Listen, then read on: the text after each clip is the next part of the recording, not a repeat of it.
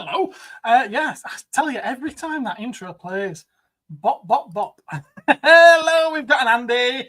And also joining us for episode 40. Can you believe we've made it to 40? We've got an Ed. We've got Ed. Hey. We're Excelsior's domain and the Vaults of Icon. It's amazing. Oh, there's a bit of a Cosmic Toyman as well. It's right crowded in here, it is. Aye. Yeah.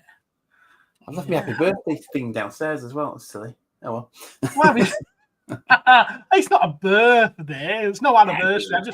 I just noticed that we'd done 39 episodes and this was the 40th, and I thought that was quite cool. I'm not sure if I thought we'd make it to 40. Yeah. Nearly 2 years. Nearly, yeah. Nearly. Another what?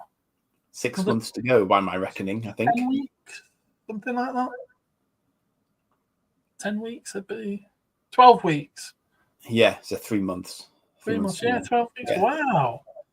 That's not bad at all. What's everybody been up to? Me personally. Oh, both of you. Just I'm mainly doing me Trekkie videos, really. I'm loving the thumbnails. They're great. Yeah. Very, very simple thumbnails, like me. Yes, they're simple.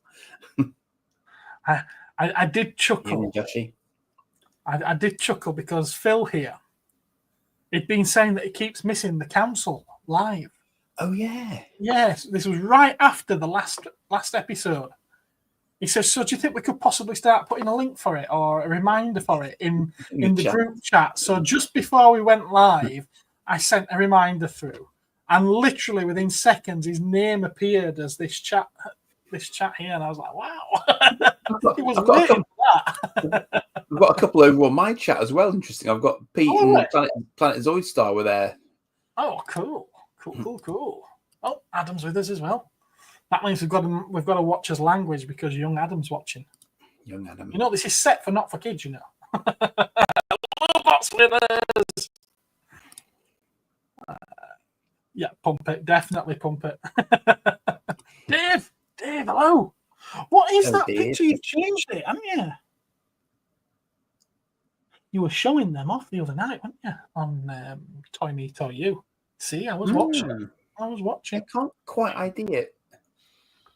Ben's with us. Ben's always here with us.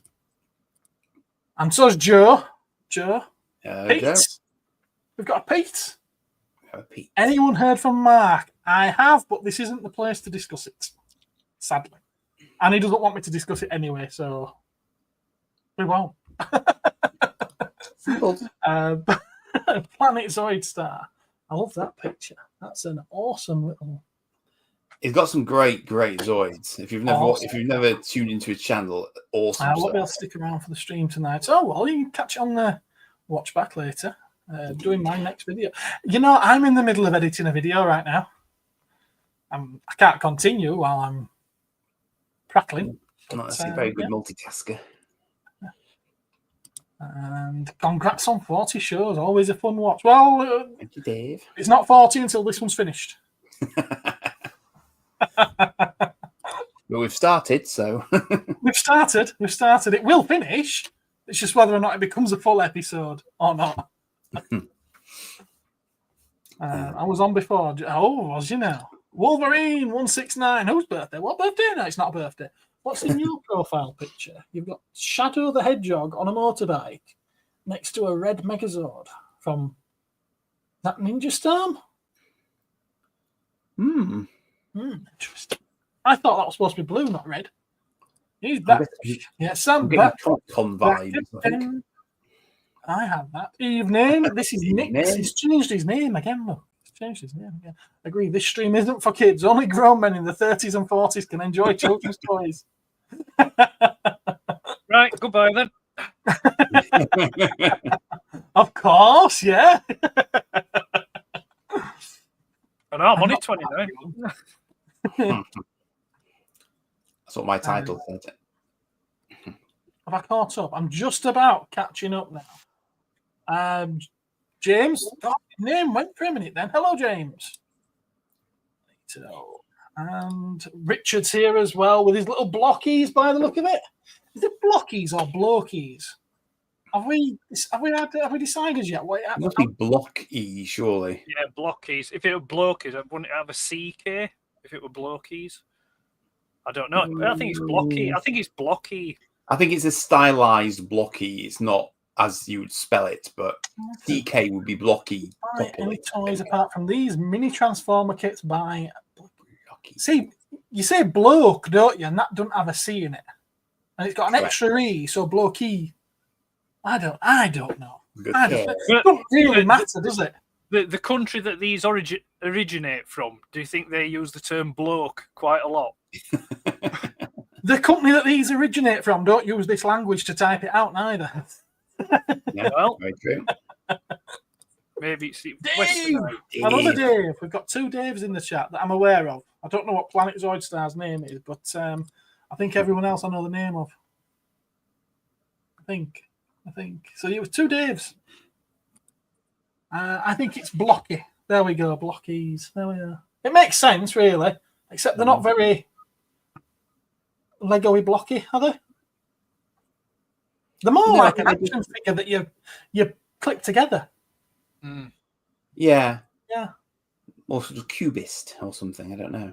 I don't know. Could you I'm give not YouTube channel shout out? I'm not yet decided on it yet. Okay, Wolverine169 Logan has a YouTube channel that he plays games on. There you are. Consider it shouted out. Hello, TJ. Hello, TJ. Start a Dave collection, Gareth. Yes. Cosmic Toys, the Dave. Box Daves. Oh, look what's in Phil's Emperor Dalek. Yes, it is. You know, it's absolutely fantastic, is that? It comes with unlimited rice pudding. Those who know. I thought it was like a robot version of Zippy. You've seen that one, haven't you, Ed? Remembrance of the Dalek? I remember it from the Sylvester McCoy episode. What did Sylvester McCoy, Colin Baker episode? It was Sylvester, wasn't it? Yeah, I remember it from watching it as a kid, but I've not seen the actual toy in person. Roll on the order now. Yeah. So I can't get a new figure till next year. Oh, bless you. Oh, bless you. It's only a month and a bit to go, though. I'm the missile firing prototype, Dave. I get that reference, Dave. I get that reference. Unlimited rice pudding, etc., etc. Good man, he knows the line. Then I'm caught up. I'm caught up with the chat. Right, are we done now? We're going. Aye. To celebrate the 40th episode, we're going to have a really, really short one. We're done. Bye now. Yeah, bye.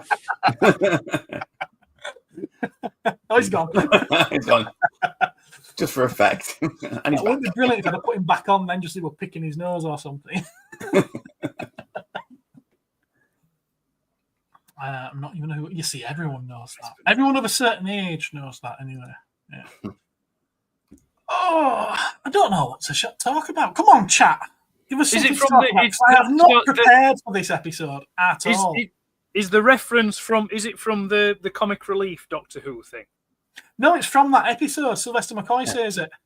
Does it? Yes, he does. Yes. The one that I remember that's vaguely similar to that is oh god, what's his name now? Capaldi when he's on what's the capital called? Skaro, is it? Yes. Yeah. And he's pinched Davros's chair. And he's just been blasted by all the Daleks in the room, and he's fine, and he's got a cup of tea. So he does this little sort of exposition bit about how come he's still standing when he's just been blasted by all these Daleks. And now the real question is, where did I get a cup of tea? And the answer is, I just did. Accept it. It's just I find that quite ironic because that's almost like them telling you, we've no idea what the hell's going on here. We're doing what we're doing. Just accept it.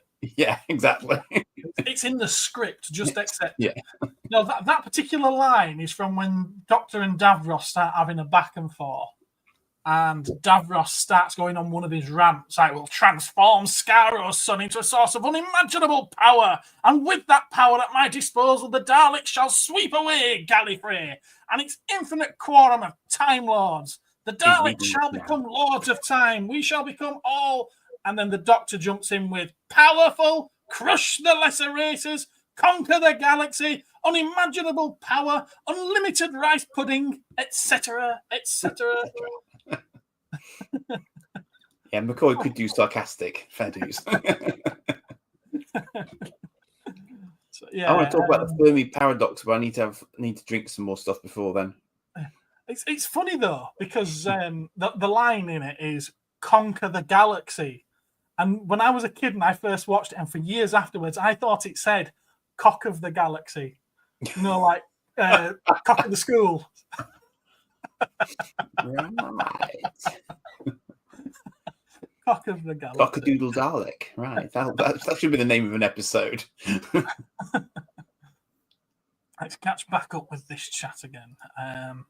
Will you show that picture I told you about Godzilla? I don't even know if I saved it, Joe. Say that picture told you. I can't even remember what it was. You send me that much stuff.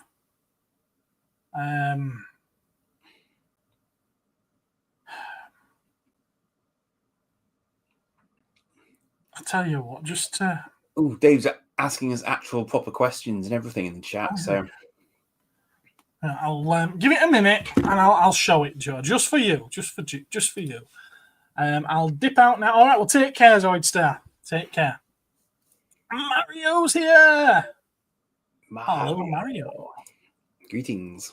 I'd love you to talk about the 60s Doctor Who Dalek comics. You know what? I've read them several times, but it's that long ago. It's not up here anymore. So much has gone in there since.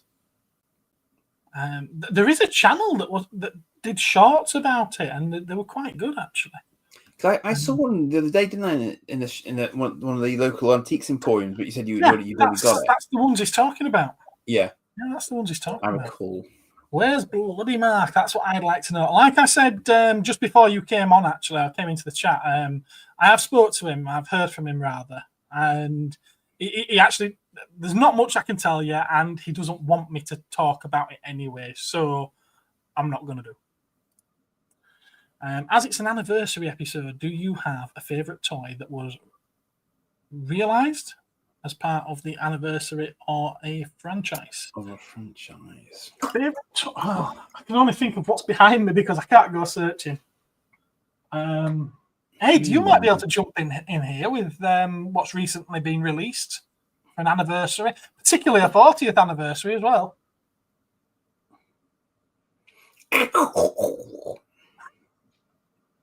Oh, yeah, which one?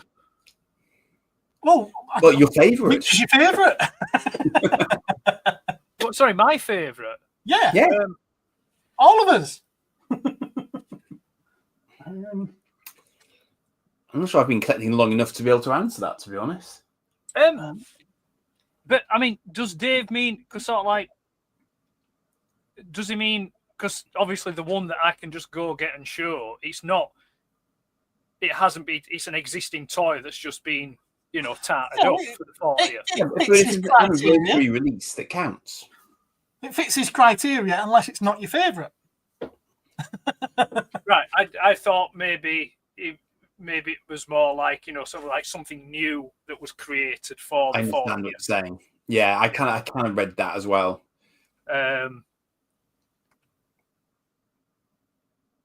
So something things like, because I guess sort of, I don't have any of them, but the Transformers the movie.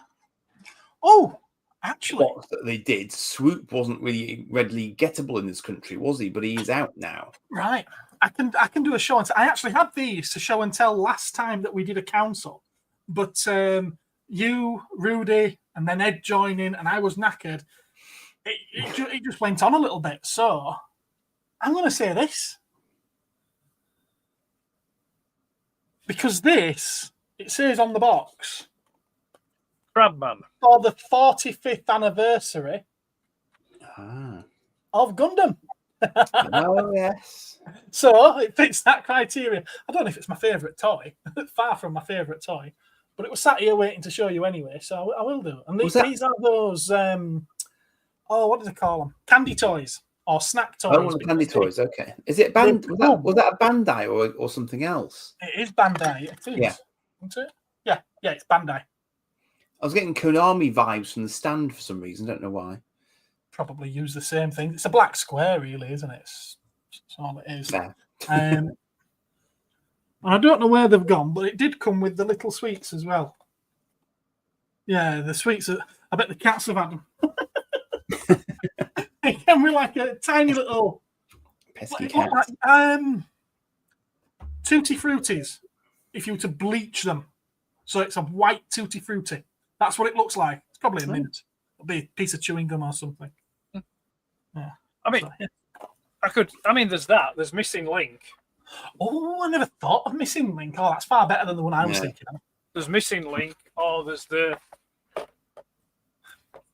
That's what I was thinking of. The 40th one, which is a bit disappointing, really. It's all right, but it's a bit disappointing. I remember thinking it was a bit pricey for my taste, even though I never actually had one. So it's not one I'd ever actually owned, strangely. I had Megatron, but I didn't have Optimus. I think my personal opinion on this is that first of all, the cab, I was really disappointed that they didn't paint. It isn't 100% painted. Yeah. Oh. So there is some colour mismatch between the parts that are painted and the parts that aren't. And in painting it, and also the trailer, in doing the trailer, it's made it look rather bland. Yeah. Mm. Yeah. And so I think really it's... Yeah, it could do with... The cab could have been done with being fully painted. And the trailer could have done with at least providing a sticker sheet so you could put the stickers on the inside of the trailer. Oh, yeah. Because other than that, it's just this bland grey box. Oh, is it? Oh, they haven't put anything on the inside of it? No, it's just... Oh, that's it's just, wasn't it? Just plain grey with a bit of, with the blue plastic moulding of like the bendy thing and, whatever it's called. All right, gosh. So yeah, I might be moving that on because, like I say, I'm not, we'll see. But yeah, the Missing Link is far superior. The Missing Link is wonderful. Yeah, the Missing Link is nice. I'm looking for a non-Transformers fan as well.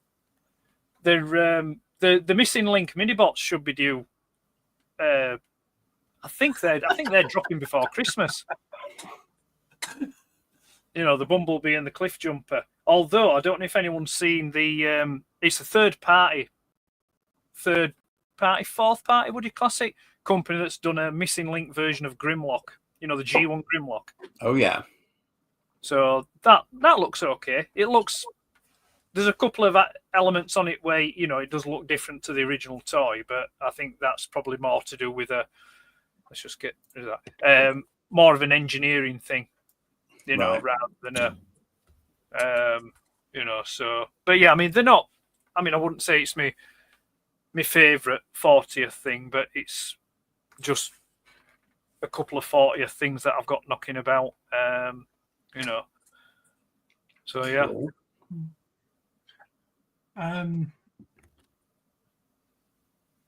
Lowbot, is this red enough for you? I've read it for him, yeah. I've always been a fan of this. Oh, So wow, infrared remote control Dalek. The remote is in the shape of a police box. As it would be, wouldn't it? That's irony, that. Yes. Yeah. And it's one of those where it's got two buttons, one to make it go forward and one to make it go backwards, but turn at the same time. I mean, I know it's not, but that's what you'd probably assume a 70s Dalek could look like, with the big platform shoes at the bottom. It's 60s is this one, actually. Yeah, I know it's 60s. Yeah. That's what I said. I know it's not a 70s. It could do with a bit of a dust, a bit of a clean up, a bit of a dust. You can see on top it's a little bit, normally a bit shinier than that, but we haven't all got time to dust our toys, LOWBOT. And favourite curry, butter chicken, and I'd say either chapatis or garlic and coriander naan bread. Chicken dough piaz with pilau rice, 3 chapatis, 3 lamb samosas, 3 onion bhajis, and 3 vegetable pakoras. Just going back to what Planet Zoid Star said, one of my earliest Doctor Who memories was the Candyman episode, which has just been released on Blu-ray in the last week or two. So get it watched again. That story, the Happiness Patrol, it's not remembered fondly, but they've done a really good job. I haven't watched it yet, but I've seen a few reviews.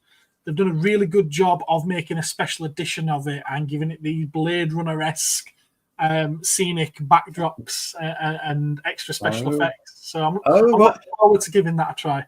So is that a bit of a trend at the moment then? Because they've re-released Blake 7 with that, haven't they? When they've redone the ships and stuff. I think it's probably the same team, to be honest with you. Right. It's BBC, so it makes sense for it to be the same. Oh, is it? Are they doing what they did with Star Trek? Yeah, I think it's like the original series revamp. Yeah, it comes with both versions on the disc, so you can watch. Yeah, which I thought was sensible. Actually, that was a good move on their part. Oh, the Candyman. As long as he's okay, everything else is his business. Well, there you have it. Who can take Connor. I love that little Santa hat. I don't know who it's on, but I love the Santa hat. Ooh, bit early though. Bit early. Yes, far too early for Christmas things. Go away. I must put my my DX hat on in good time this year. Yeah. Re-releases will count. Fair enough. I saw a Spectrum looking type console with built-in games. Might have been on Amazon. Maybe purists don't like noisy cassette downloads that frequently fail though. Scope dog. I feel like this one might be aimed at you, Ed. Well, yeah, it's a. I think it's a. Let me see now. The company's called Retro. I think they're called Retro, and they've produced a Spectrum. It's not. It's a Spectrum case, but it'll have. I think it's got a Pi in it. I don't know which Pi that is in it. I don't know if it's like a Pi Zero or anything like that. It comes with 48 preloaded games. There's quite a nice selection on there. There's some good titles missing because, the rights holders won't license them out. But you can, like other mini consoles that's been released recently, you can put your own games. You just put a load of .tap files on a USB stick and you can play your own games on it and that. It's got USB sockets for like USB joysticks or USB game pads. But yeah, it looks. I've got one pre-ordered. It should be a Friday. I think mine's here on Friday. Cool. But I'm looking forward to taking it apart. I want to take it apart and have a look inside, see what's running it on the inside. And he's going to do that. You can guarantee he's going to do that before he even tries it. Yeah. Oh well. Yeah. My assumption is it'll be like the one that I made. It'll be the same as that. That's got a Pi Zero in it. I was going to say, could it be a Pi-powered thing? Yeah. I've got to put my hand up as well because as we speak, I have a pie in me as well. We had chicken pie for tea tonight. And I haven't emptied yet. But yeah, I'm looking forward to getting it and seeing what it's all about. Did any of you save up tokens from the back of Kellogg's and or Weetabix to get toys? My dad did for us, and I have a Matchbox Model A Ford because 4-year-olds really want cars from 1927 to 737. I remember getting Matchbox models of yesteryear. Yeah, that's how they got them kicking, isn't it? I didn't get a toy, but I think I got I think I saved tokens from Frosties. I ended up with like a sort of a glove puppet thing. Mm-hmm. Vague memory. It was a sock with googly eyes on. It basically was, yes. Yeah. I can't. Maybe it was homemade. I don't know, but I associate the two for some reason. I don't know. I didn't do the cereal thing, but I did do I saved the ring pulls to send off the Cherry Coke transforming robot, which I've still got. Which I think I showed it on one of the Cosmic Councils from years back. Oh, well, that just had a flashback to my dancing Coke cans. It's what, Andy? Those. Do you remember those dancing Coke cans? Yeah. They had sunglasses on, and they sort of jiggled a bit. Yep. Do I have the 65 Black Dalek too? I do, but not up here. It's on top of my DVD bookcases downstairs. I've got a full set of 3 down there. For some reason, I have a spare red, so he goes in this cabinet. Are we doing curry orders? I told you I've had chicken pie. I'm full for another hour or so. Oh, butter chicken is my favourite too, and a big old plate of biryani. Oh, we are actually talking about favourite curries. Chicken korma. Oh, you wuss. Green beans and a cheese. The man who orders butter chicken. That's not hot, is it? It's not. No, it's not. But at least it has some flavour. I like. I'll tell you what I used to like. I hadn't had it for ages, but I used to like Taka masala. Tikka masala. It's a bit like chicken masala, but it's a little hotter. You'll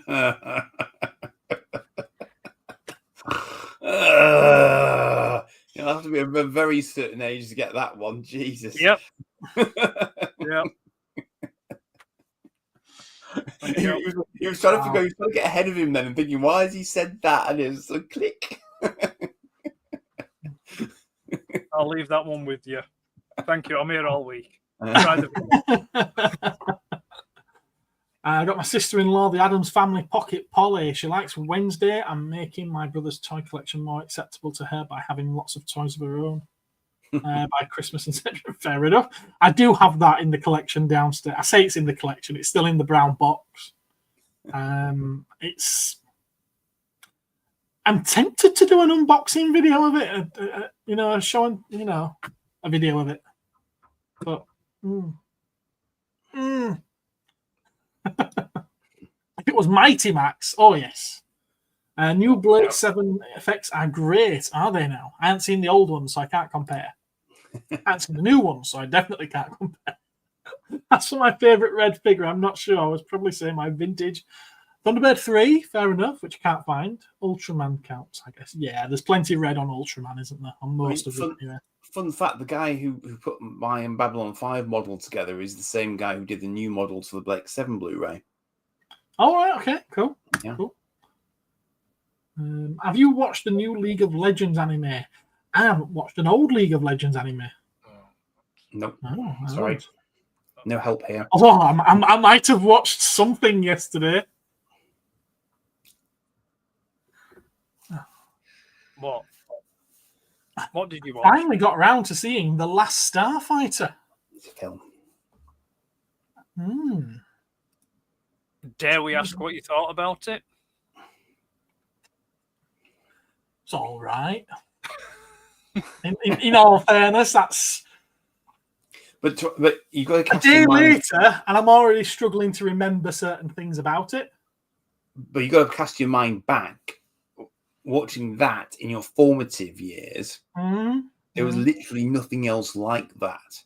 And the idea of you playing arcade machines and getting a spaceship off the back of it, that's a great idea when you're a kid. So in terms of a hook, for me personally, that was brilliant. But that didn't happen until about an hour into simulator it. I went, and went in the money because I'm going to get recruited to the Star League. Yeah, but that didn't happen until about an hour into the film. It's called build-up, Gareth. Build-up. Yeah, but you just said it was the hook. As it can't be the hook an hour into the film. The hook happens in the first 20 minutes. But obviously he's not playing that game for no apparent reason. Nor has a super advanced arcade game arrived in a random trailer park for no apparent reason either. So there you go. I mean, I've got to be honest with you. As a character, he came across to me as an enormous bell end to start with. And I was like, how can anyone like this kid, this lad? He's very, very selfish. He's all me. And then I'll be honest with you, I woke up about 20 minutes later. So I did miss a portion of it. And I didn't feel like I actually missed anything. But there were some, I think for its time, depending on which version of it you saw. Whatever version is on that 4K release. Those... Yeah, well, no, sorry. What I mean is, if you watched it on TV, some of it was edited because there are some slightly icky bits in it. Mm-hmm. Like when the Android replacement is sort of morphing into its final form. That was quite an icky bit when you were little. But I think definitely edited that. But I just thought, it had some really nice. Cut that out. Did they cut that out of the TVs? I think so. That's the best bit of the film. No, Death Blossom is the best bit of the film. If it didn't look so bad, but that's hindsight, isn't it? That's that was beyond bleeding edge at the time. They had to throw so much. I've got to say, at the time. I will say that as soon as the spaceship turns up, in the car, and he starts, you're just like, oh right, okay. It's obviously it just shifts a lot. Yeah, from my perspective, I didn't see it in '84. But I have seen the 1985 film that came out the year after it many, many times. Yeah. So in my mind, I was like, why have they copied the time machine from Back to the Future? Because it looks very much like the DeLorean. Yeah. But I was like, oh my God, this CGI is terrible. And then I looked at the back and I'm like, 1984, they actually had CGI back then. Exactly. Exactly. So while watching it, I was educating myself from that looks terrible to okay, I'll forgive it. But the thing is, did you buy what it was getting across to you? Go on. What was I supposed to buy? Well, did you understand that it was a spaceship and chasing other spaceships and blowing them up in asteroid fields, and because that's all it really needed to achieve to not, if it wasn't that much. No, because they moved that slowly. Bearing in mind this came out after Star Wars and Empire Strikes Back. Yeah, and Wrath of Khan, and in fact it's about as slow as the motion picture. But you would have struggled to do that many ships at a time without doing it like that. Yeah, but you say asteroid field. There was one asteroid. Well, whatever. I haven't watched it as recently as you. All right. No, he went inside, didn't he? Pardon? Didn't he go inside the asteroid? Yeah, he sits in it for a few hours. Yeah. Yeah. I didn't hate it. I couldn't find anything about it to really like. The people in it are all stupid as well. Like a great big spaceship lands. This is 2 hours. Spoilers. A great big spaceship lands, and none of them think, "Oh shit, let's get out of here." Spaceships are cool. Why would you move? It lands on what looks like a trailer park roof as well, and you're like, "How was that trailer not just crushed?" It's probably behind it. Perspective. I've come back to take you with me, my love, my darling, my one and all. And no, I couldn't possibly do that. Oh, all right, then I will do. Which actress was convincing, didn't it? I wonder if she went on to do anything else. I can't remember if I've ever looked her up on IMDb before. I don't know. It's like I said, I didn't hate it. I just couldn't find much about it to really like. No, it's of its time. It's of its time, as with many of these things. But yeah. Hey, I was asked. Anyway, I'm not interested in you. You're from Twitch.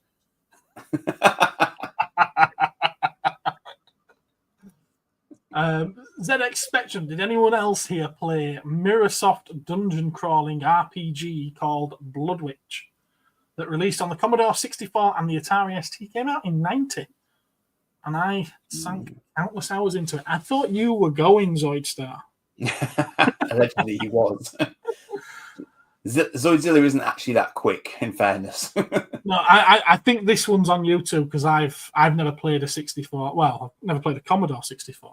No, the only RPG I really played was on the Amiga, and it was called Captive, which was a sci-fi version of Dungeon Keep. Was it Dungeon Keeper or Dungeon? Okay.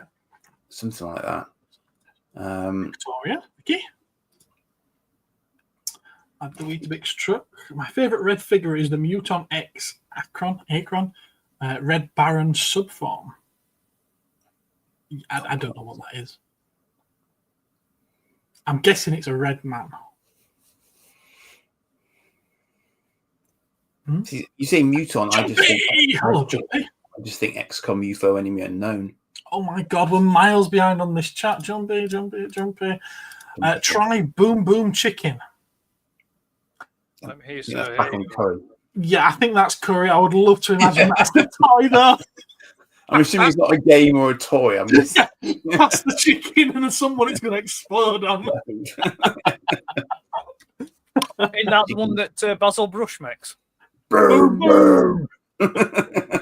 My auntie used to tell me how she used to threaten her little brother by smelling garam masala when he was naughty. Fair enough. What, your auntie would smell the garam masala? He was going to pick up on that. Okay, going for real now, guys. Video finishing uploading. Now going to add subtitles. Oh, I've never done that. Yeah, YouTube does that, I remember actually. But I'll come back tomorrow for the full show. No problem there. The interaction's what it's all about. Keema Boona, chicken pakora, chapati, side salad, mint yogurt sauce. Oh, I'm salivating. It's good. The curry is part of my natural diet. Trust me, I imagine it is. That's a masterpiece I've got on 4K. What, Boom Boom Chicken? I think we've missed something there. I think he's talking about Last Starfighter. Last Starfighter. Yeah, Joe's always talking about Last Starfighter. He thinks it's amazing. Well, it's the 4K version that I watched, and I wouldn't consider it a masterpiece by any standards, even in 1984. Especially since they put out Back to the Future literally a year later. I don't know about League of Legends. Pardon? It has got some quite good lines. What do we do now? We die. We die, yeah. Fair dues. I watched Terrifier 3 on Sunday. One of the best slashers ever. Bloody, gory, and insanity. Hook is a good film. Yeah, the Peter Pan one. Yes. I haven't seen that since I was a kid, you know. I haven't. I think I got it on DVD for some reason. It was meant to be like that. Yeah, I get that it was meant to be like that. Good evening, Anise. Hello, bonjour. Bonjour. I'm going to break into a song then. Comment Hello, bonjour. First ever season. Was it the first ever? No. Tron came first, didn't it? If memory serves, the first film to have actual proper CGI in it was The Black Hole, and it was the grid sequence at the beginning on the intro credits, intro scenes. I think that was, and then after that, I think it was Tron. I was going to say, would Black Hole, if it's just part of the intro, would that actually count as? It's still CGI. You know what? Is it part of the special effects for the film, though? It's the special effects of the intro. It's the intro of the film. It was still used. CGI was used in the film. I mean, I wonder what they use for the shooting scenes. Where they're doing target practice and stuff. I can't quite picture that. I think that was animation. Yeah, but it was interesting. I found out that I think it might have been just yesterday. Actually, there was little video got suggested to me, and it was how they did the Terrorhawks Noughts and Crosses game at the end of the episode was actually an animation. It wasn't early CG. So all the stuff that looks like CG in Terrorhawks is actually just animation. I've not seen Thunder Prince. Has anyone else seen Thunder Prince? Thunder Prince doesn't ring a bell, I'm afraid. No. I try my best. It's how I don't ever make a mistake. Am I correct in thinking it was first use in the film was in Westworld? Did Westworld use CGI? So I don't think it's everyone I've really sat and totally watched. I have got it, oddly, but I haven't actually sat and watched it. I can't think that there'd be CGI in Westworld. A lot of really good prosthetics, I'm sure, but right on, Commander. Maybe the longest CGI. Yeah, I could see that because there's an awful lot of CGI and there's quite a lot of long shots in it. I'd give it that. Yeah, I'd say a lot of processing power got thrown at that back in the day. It probably took them days to render all of that, if not weeks. Yeah, I find it funny though because I can look at 60s stuff and 70s stuff where they're using practical effects and it doesn't work, but I can see what they're trying to achieve in it, and I've got a lot of respect for that. But when it comes to CGI, and again, I can see what they're trying to achieve, but it just didn't work for me for some reason. I think what they were probably going for was they were trying to bring the arcade game that he was playing early doors into the film, so that he was in the arcade game, and that's why they went that way with it. I would imagine. You are wrong. Young Sherlock Holmes was the first film I remember to use proper CGI. But it depends on the definition of proper, but it was the window scene where the knight breaks from the stained glass window. And it's yeah. You know, I watched that film so many times when I was a kid. I absolutely loved it. Taped it off the TV and watched it until it got loads of lines going across it. It was almost unwatchable. I went to the cinema to see that. I now have it on Blu-ray on a very nice steelbook. Sealed. Which you haven't watched. How did you know? Not sure my chicken and bacon pie comment deserved to be on screen for so long. Probably not. Dungeon Master. Okay. Oh, we've got another Twitcher. Hello. PJ Robbie. How many times have you done Zelda? That's a personal question. Is it, considering that my cat is called Zelda? None.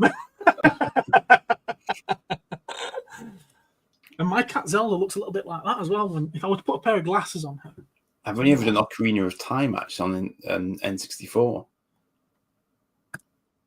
The CGI in Young Sherlock was from the studio that became Pixar. Might have been called Pixar then, not sure. So, all right, it was a pleasure talking to you. Take care. Bye-bye. We had a thriving convo. Thanks, y'all. Got a slide now. Okay, what about the He-Man movie? I love it. What about it? I do love it. Probably it caught me at the right time. You know, like last Starfighter caught you at the right time. Yeah, and a very young friend star in it as well, to boot. Yes, it does. Yes, it has a very young Tom Paris in it as well. Yes, so yes, yeah. I'm surprised you didn't. The actress that plays Teela is married to Scott Bakula. Is she? Really? No. Wow, cool. May the 4th be with you. The 20th, but thank you. Okay. Mr. LOWBOT. Oh, there you are. Tiff. Okay. Thanks, folks.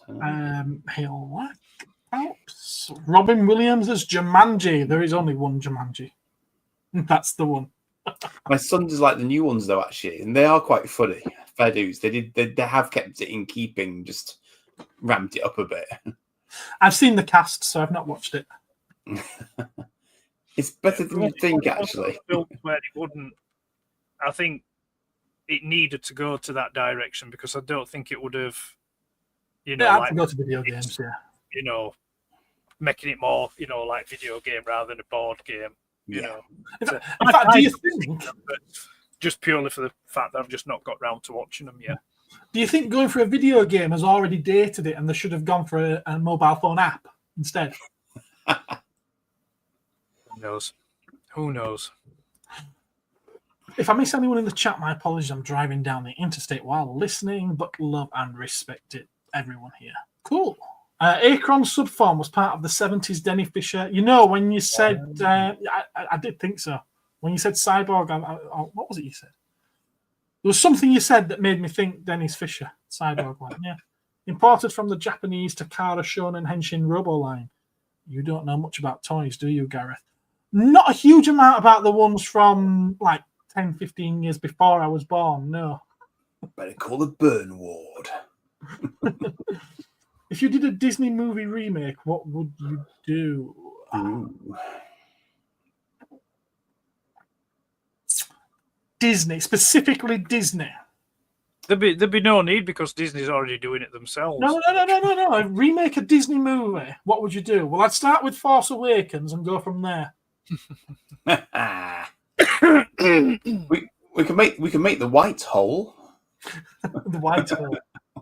Oh no, you couldn't do that.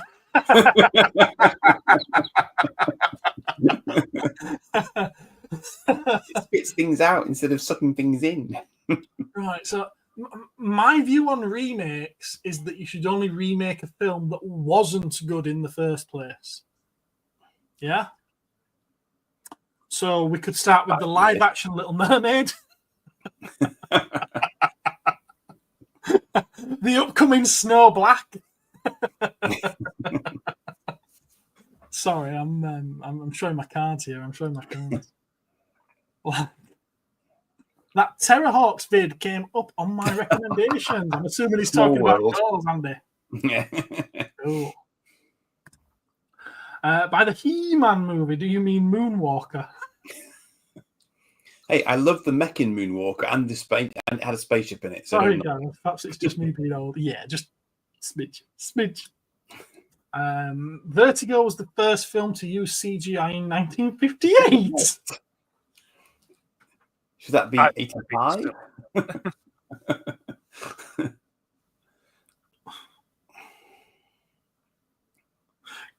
Okay. What year was Young Sherlock? I'm trying to think if it was late 80s or early 90s, actually. Was it about 87? Was it 87? Maybe. Work the Google magic. Not the British TV series, no.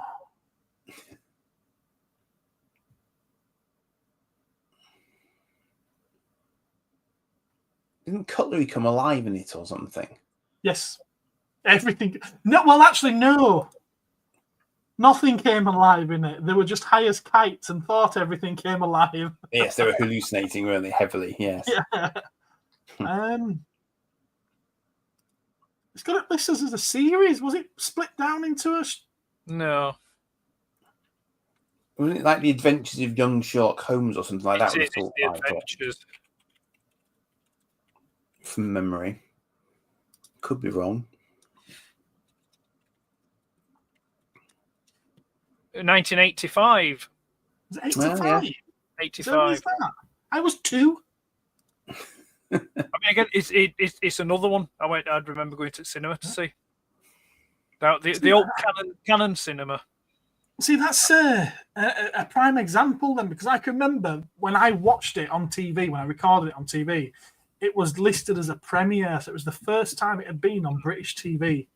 Right. And I was a kid. So born in 83, I would have been at least 5 or 6, I would imagine. So that goes to show how many years later we got it on TV over here. Yeah, now, I mean, that's not unusual because the first time that Star Wars was shown on British TV was October 1983. You know, so it's like 6 years later after it came out. You know, so it, things happen. But then again, a lot of American films, would sometimes not hit the UK like 6, 7, 8 months later. You know, it's there's a big lag. Yeah. Pete. Which Pete? As in Pete Toys and Things. Is that you? It could be. It could be. He-Man was the first post-credit scene. Or was it? No, really? Unless Forrest Bueller came up first. No, says Ed confidently. No. Huh? What was it then, Ed? There were other films that had. Well, right. It depends what you consider or class as a post-credit scene. If you're just talking about scenes from the film or, things like that after I can think of credits, then probably just off the top of my head, two of the ones that I could name was probably Smoking the Bandit and Cannonball Run. I'd say a post-credit scene is once the credits have rolled and finished, then there is a scene of new footage, not something that's been shown already in the film. Well, what about Flash Gordon? Because when someone picks up his ring at the end, isn't that post-credits? Yeah, it is. Yeah, that's quite early. Yeah, that were that would have predated both He-Man and Ferris Bueller's Day Off. Yeah, interesting. I've never really thought about that as that sort of concept before. That's an interesting question. That one. Monkey Bone. And what about the new Minecraft trailer? I haven't seen the new Minecraft trailer. I saw the first Minecraft trailer, and I'll probably never watch another. Monkey Bone, I've never heard of. Monkey Bone. Minecraft looks like it could be really good if the actors were removed or replaced by CGI. Possible exceptions to my earlier Minecraft. This is after he's just wrote, agree, Gareth, in live action, CGI should be a tool to enhance effects rather than being the effect. But you did say that there might be exceptions. Song of the South. I'd like to see them remake that and try and get away with it in today's sensibilities. Song of the South, I would just like them to release Song of the South. I would like it to be watchable for people. I don't agree with trying to delete things from the past, deleting history. It was made, people have seen it. Why can't other people see it? Our usual Mike is with us. Snow Black.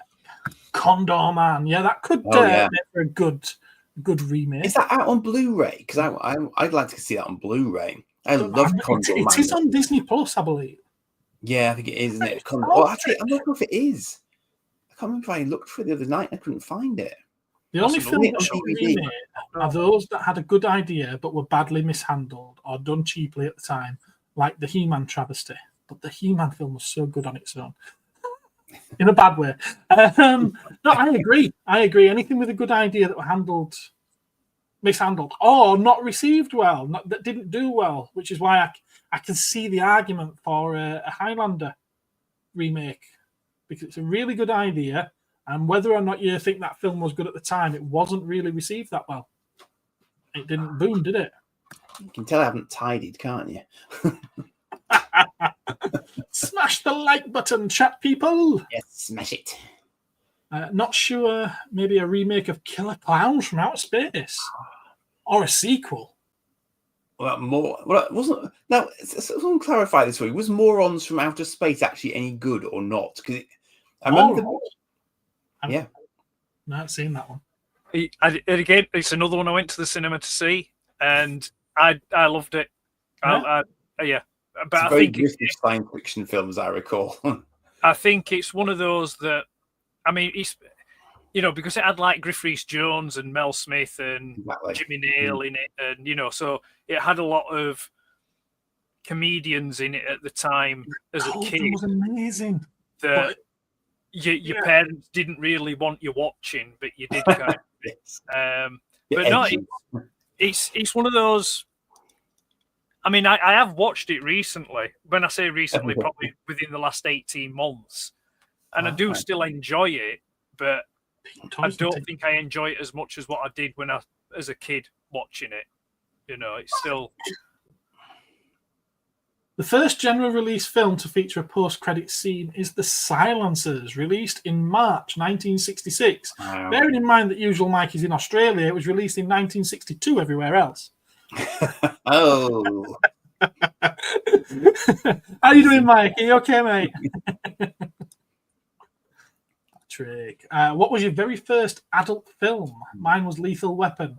Your version of an adult film and my version of an adult film are entirely different. And I can't mention mine on this stream. I think from the point of view of a film I shouldn't have been watching at that age, probably RoboCop or possibly Alien as well, actually. I don't know, to be honest with you. I can't remember. Yeah, it's a funny one. I mean, I grew up,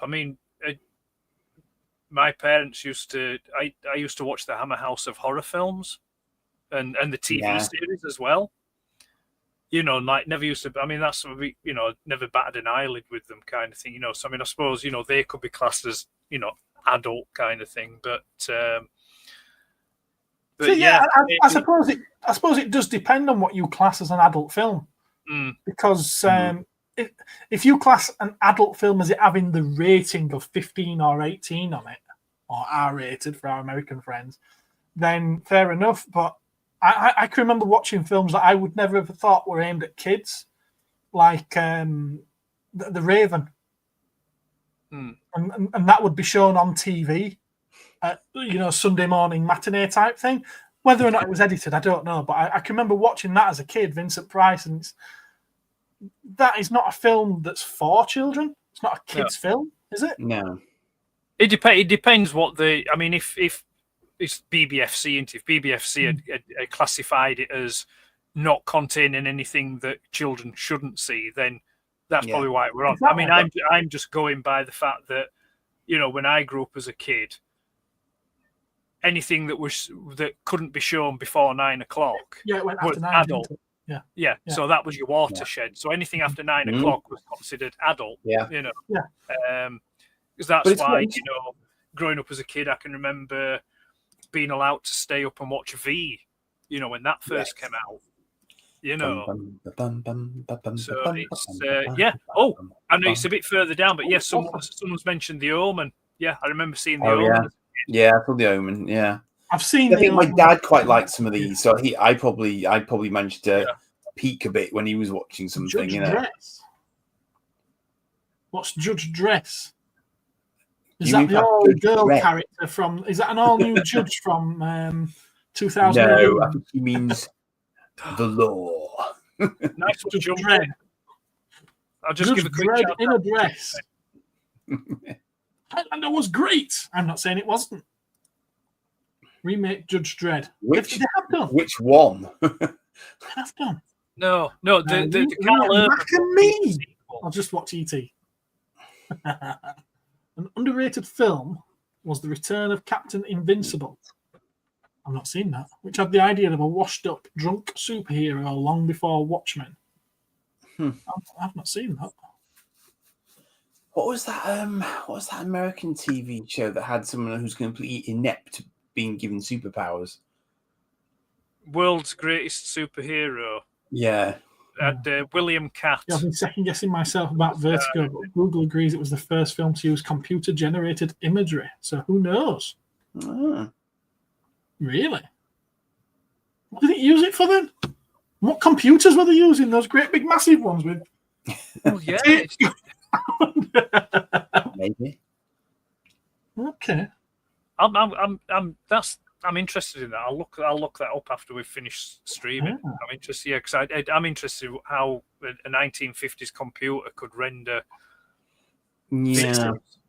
Unless there's something in the film where it's sort of like they're playing noughts and crosses or something like that. It's actually on screen or something. Yeah. Who was the hottest actress on screen? I'd say Linda Hamilton, as she got destroyed by a nuclear blast in Terminator 2. You could give some sort of era there. I mean, come on. The hottest actress. Literally hottest. Yes. Nuclear, yeah. I see what you did there. Yeah. I think I'd probably go for someone like Maureen O'Hara.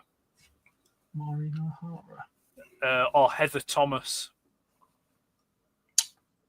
Okay. Not Heather Locklear. See, that was the thing with the 80s. It's either Heather Locklear or Heather Thomas. I was always Heather Thomas. She was the one that was in Fall Guy. Matilda May, but that's only certain people will get that reference. Well, just to chime in for the younger audience that are watching, I'll say Megan Fox. Michael Bay knew how to shoot, didn't he? Pre or post plastic surgery? I have no idea what you're talking about. The Omen films where the birds peck her eyes out. Hammer horror films are fantastic. Late night reruns in the early 90s were my Saturday nights. There was one episode of the Hammer because Hammer House of Horror used to do like a TV show as well. Yeah. They did like a few similar kind of thing to Tales of the Unexpected. But with the Hammer House of Horror, there was one episode that always stood out for me.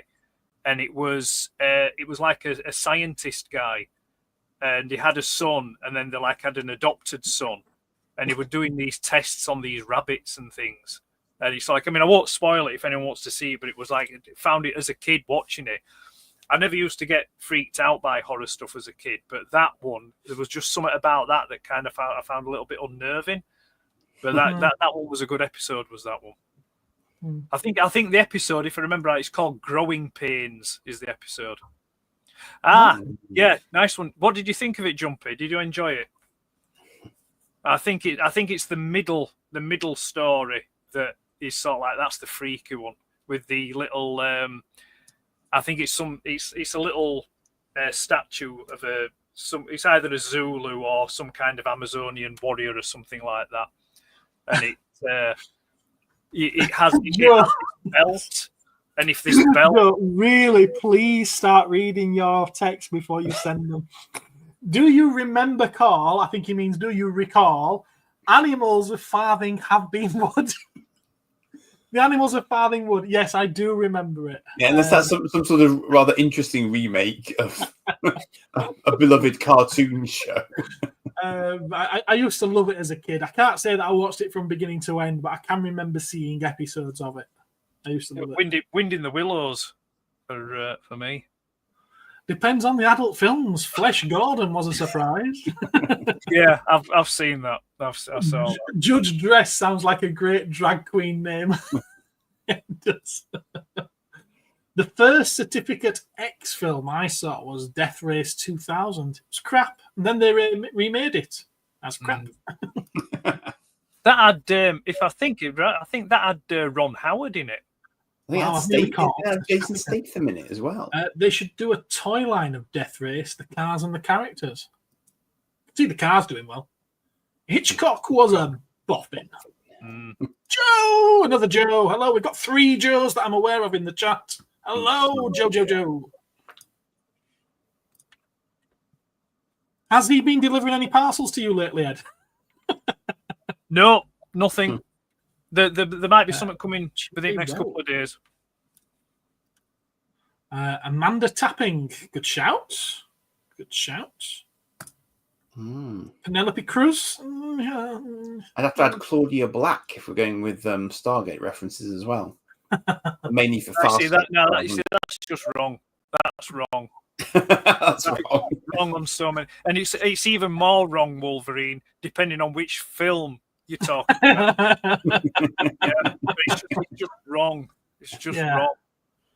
Joe, if you hear someone knocking at your door, I promise you I did not ring the police and give them your address. Honest. No, see that's an interesting question. An interesting point, because growing up as kids, there will have been kids' films that we watched and enjoyed. Yeah, I'm going to give an example now. Bugsy Malone. Yeah. Oh yes. Right. Yeah. I don't often do this, but my daughter was watching it the other day. Yeah, and I sat down with her, and I sat down and watched. I think I managed about 20 minutes, and I was like thinking, I really enjoyed this film as a kid, and it is still such a great film. But it's like, should I still be watching this film at 50? Do you know what I mean? There's nothing wrong with watching the film at 50. Knocking one out whilst looking at the lasses on screen, or anyone on screen in that film, probably not a good idea. No, I'm not talking about that. What I'm saying is, it's not like it's like, are the films that you enjoyed as a kid that maybe haven't aged well for you, or maybe haven't, or maybe you think, well, that's the kind of a film that should probably stay in the memory bank of like nostalgia and enjoyed as a kid. I mean, it's a great film. It is a really great film, and the premise of it is really good. I know what you mean. I think it's probably why Gareth isn't rewatching some of the things that he's got nice, freshly wrapped Blu-ray versions of, because he doesn't want to spoil it. Yeah. And I think some things are like that, aren't they? Yeah. You know, it's, you come back to it and think, well, that young Sherlock Holmes is one of them, to be fair. It is one that I have very fond memories of, and I do wonder whether or not it will stand up. Another one, I've just ordered it and I'm waiting for it to arrive, purely because it was on special offer, and I was like, I can't believe they've even released that on Blu-ray, and that's The Amazing Mr. Blunden. Oh, Again, it was another one that I recorded off TV and I loved at the time. But the intention is to sit down and watch them with the kids. So that even if I don't get the enjoyment out of it directly, hopefully, I'll get the enjoyment out of them enjoying it with me. Yeah, I know what you mean. Yeah. It's just that kids' tastes have changed so much and they're not really into kids' films anymore. Ed, do you remember this one? Do you remember? God, it must have been it was probably like a 70s film. It involved a brother and a sister who sort of time traveled in a sort of country, stately home type setting. There was a sort of fire, and they went back to sort of try and change the events or something. I can't remember what it was called. But I remember really enjoying that. You're talking about Sapphire and Steel? No. This was kids. This was kids. It wasn't. All right. Was it sort of like one of those like late 70s children's film workshop kind of films? Yeah, it was one of those sorts of ones. Yeah, right. I'll have to find it. Vaguely. I mean, I remember stuff like Stig of the Dump and Is It Star Child and things like that. You know, those ones. But I'm just looking down the chat here. Someone's mentioned Watership Down. That's a classic film. Is that Watership Down? And they've also mentioned Valerie Leon and Jenny Agutter as well. Yeah, I'll thumbs up for them too as well. That was Acro Dave that pointed them ones out.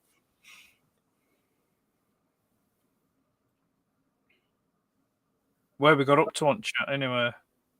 I think I've pretty much caught up unless anything's dropped on in the last few minutes. Bonnie from Knight Rider got a shout out. Dave, what you're describing sounds very much like The Amazing Mr. Blunden. Sorry, not Dave, Andy. Oh, right, okay. It does sound maybe very much then. like that. I'm wondering if me mentioning it has triggered your memory. But you don't. Stranger things have happened. Yeah. It's crazy what memory will do like that, isn't it? Yeah, but when you started describing it, then I was like, let me look up Amazing Mr. Blunden and see if that's what I think it is. Oh my God, there's been a remake of it, 2021 film. They haven't. They have apparently. I'm assuming it's the same story. Oh, another. What would be classed as an adult film that I remember watching as a kid, Scum, with Ray Winstone and Phil Daniels. That is a really good film. Is that Pamela Anderson? You mean? Yeah.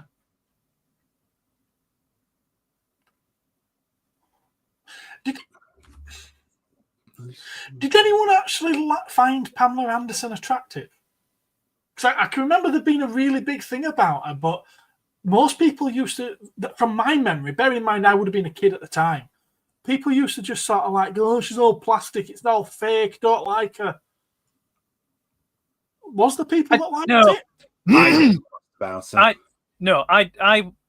I can't say that I ever thought that Pamela Anderson was all that. You know, it didn't really. But, you know, it's, you know. Don't go in the greenhouse. Two big things. But just going back to that Scum though. I mean, I think the thing that makes that good, or you know, I've got. I don't have many of them, but I do have that one in a steelbook, the DVD on a steelbook on that Scum. But it was like, as a kid growing up, the Borstal systems were still very much in full swing. You know, I saw that, and you know there wasn't one far from where we live, you know, and it's like, you know, it was always the kind of thing that, you know, you knew that the naughty kids or the kids that were just a bit too feral, you know, would end up going and stopping there for a bit, you know, and they wouldn't come back the same. It's like, I think you're right. It was that one, Gareth. Yeah. Yeah, because they drink a potion and they go back in time to save other kids. That's right. Yeah, isn't that weird? Isn't it? Isn't that weird? I'm telling you, I subconsciously triggered your memory of that film. Yeah. You just didn't remember the name of it. Yeah. That bizarre inversion thought experiment. Yeah. That's incredible. Wow. Yeah. I was just going to say to Victoria that when that came out over here, it was called Bigfoot and the Hendersons. It was, yes. Yeah. And again, that was another one at the Cannon Cinema in Dewsbury. I remember going to see. And see, I loved that, but again, I don't know if that's something that I could watch and enjoy now. Oh yeah, I do. I still watch it. Yeah, okay. I love it. I think it's a great film. It's a lot of art TV when Baywatch was on. I'm weird now, but I was even worse when I was younger. Hey, I'll tell you something. It was a tough watch on a Saturday having Baywatch and then Gladiators. Especially when your parents were sat outside you watching it with you. Does anyone remember The Outsiders?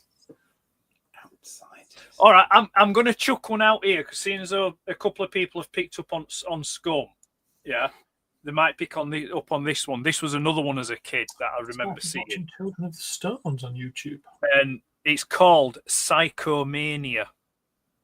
All right.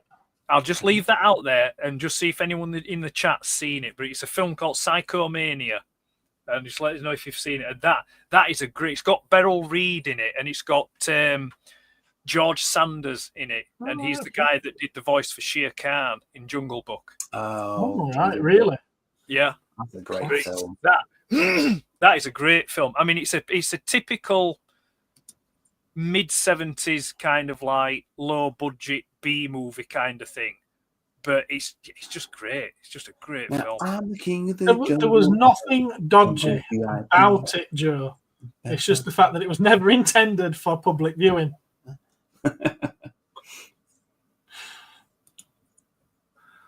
Falling Down with Michael Douglas is great. I empathise with that man. He you know, talk about representation in TV and films. He represents me specifically in that film. Yeah. Also, rewatched Taxi Driver in 4K. Psychomania, Undead Bikers, led by Beryl Reid. Yeah, I've got it. That's the one. What it is, it's like the basic gist of the story is, it's like a biker gang. It's a British biker gang, which is sort of like, you know, it's like the naffest version of the Hells Angels you can think of. Yeah, but they're riding some really cool old Triumph bikes. Yeah, but one of them, Beryl Reid plays this kind of like this witch kind of person, and her son ends up killing himself to resurrect himself as immortal, and then the rest of the biker gang do the same. I mean, there's a little bit more to it than that, but yeah, it's a great. I would say that Neil Morris's "I Bought a Vampire Motorcycle" is inspired by Psychomania. There we go. Yeah, good film, Psychomania. Look at that. We had no plan going into tonight, and thanks to the chat, we're at 1 hour and 14 minutes. We are, yeah. And we've not done too bad at all. It's been the 40th anniversary of movie chat. Yeah. There's no wrong with it, is there? No. They buried one of them on his bike, and his head was still sticking above the ground. Yeah. And at the end of the film, they turn into standing stones. A bit like a miniature Stonehenge. Right. One of the most weirdest films was Acid House. I've not seen that one. I like Kez when played by Craig David. Said it destroyed his career, but I'm pretty sure Bo Selector kept it relevant-ish. Quadrophenia was a great film as well. Quadrophenia is a good film, yeah. It's like a satanic quadrophenia. But anyway, I'll address the thing. Earlier today, Gareth sent me and Andy a link to a short 10-minute video is it OT? Is it that for Star Trek related? Yes, it's actually made by Roddenberry's son. Yeah, well, I think he's involved with it, isn't he? The Roddenberry Archive is involved with it. Roddenberry Archives, yeah, he's involved with it. William Shatner's involved with it. The wife of the late Leonard Nimoy is involved with it. Unification, it's called, and they've been building up to it for the last 3 or 4 years now. Yeah, and I'd seen the earlier one with Spock, the earlier one they did with Spock, and because that references that's like Spock Generations. Yeah, that's Spock at the time of the motion picture, and he has visions of the future. So that's what he's seen. He's seen like premonitions of the future because the other what's it? I was just about to say a name now. The young female character that's in it with him in that first one, she's from the first pilot that William Shatner was in. You know, where no man has gone before. She comes back in the motion picture, doesn't she? Or is she just in the novelization of it? No, she's not in the motion picture. Right, she's in the novelization of the motion picture. She's in the novel. Yeah, she's in the novel. But so they had to like maybe CGI render her in those scenes where she's interacting with motion picture Spock. Yeah. But no, it was good. It was really good. Well, the reason I sent you the link is because all of the previous year's installments are on YouTube. This year's, which is all the rest is sort of like anywhere between 30 seconds and 2 minutes. This year's is like 10 minutes long, and it's what they've really been building up to. It's on YouTube, but you can only access it if you go to their website and watch it through their website. So I did that on my phone whilst logged into YouTube. So it then showed up on my history, which gave me the link, which I then sent to you guys so you could watch it directly without having to go through all the, you know, without having to go through the back door. Or did we go through the back door and we didn't watch it through the front door? Either way, it was to make it easier. But you said a lot of us nowadays we watch these things on our TVs, and you can't do that if you're watching it on their website. No. But you said you didn't get it though. Yeah, I'd already watched some of the people online talking about it, and what I saw that they were talking about, it seemed like they were getting inferences for me that just were not just weren't on screen. No. And I was like, where have you got that from? Yeah, it's Kirk being taken to the Kelvin universe to say goodbye to a dying Spock. Right. That's what it is. Yeah, by virtue of it's Kirk from Star Trek Generations having visions of his past, his present, and future, but then being taken to, reunification with Spock at the point of Spock's death in the Kelvin universe. Right. Yeah.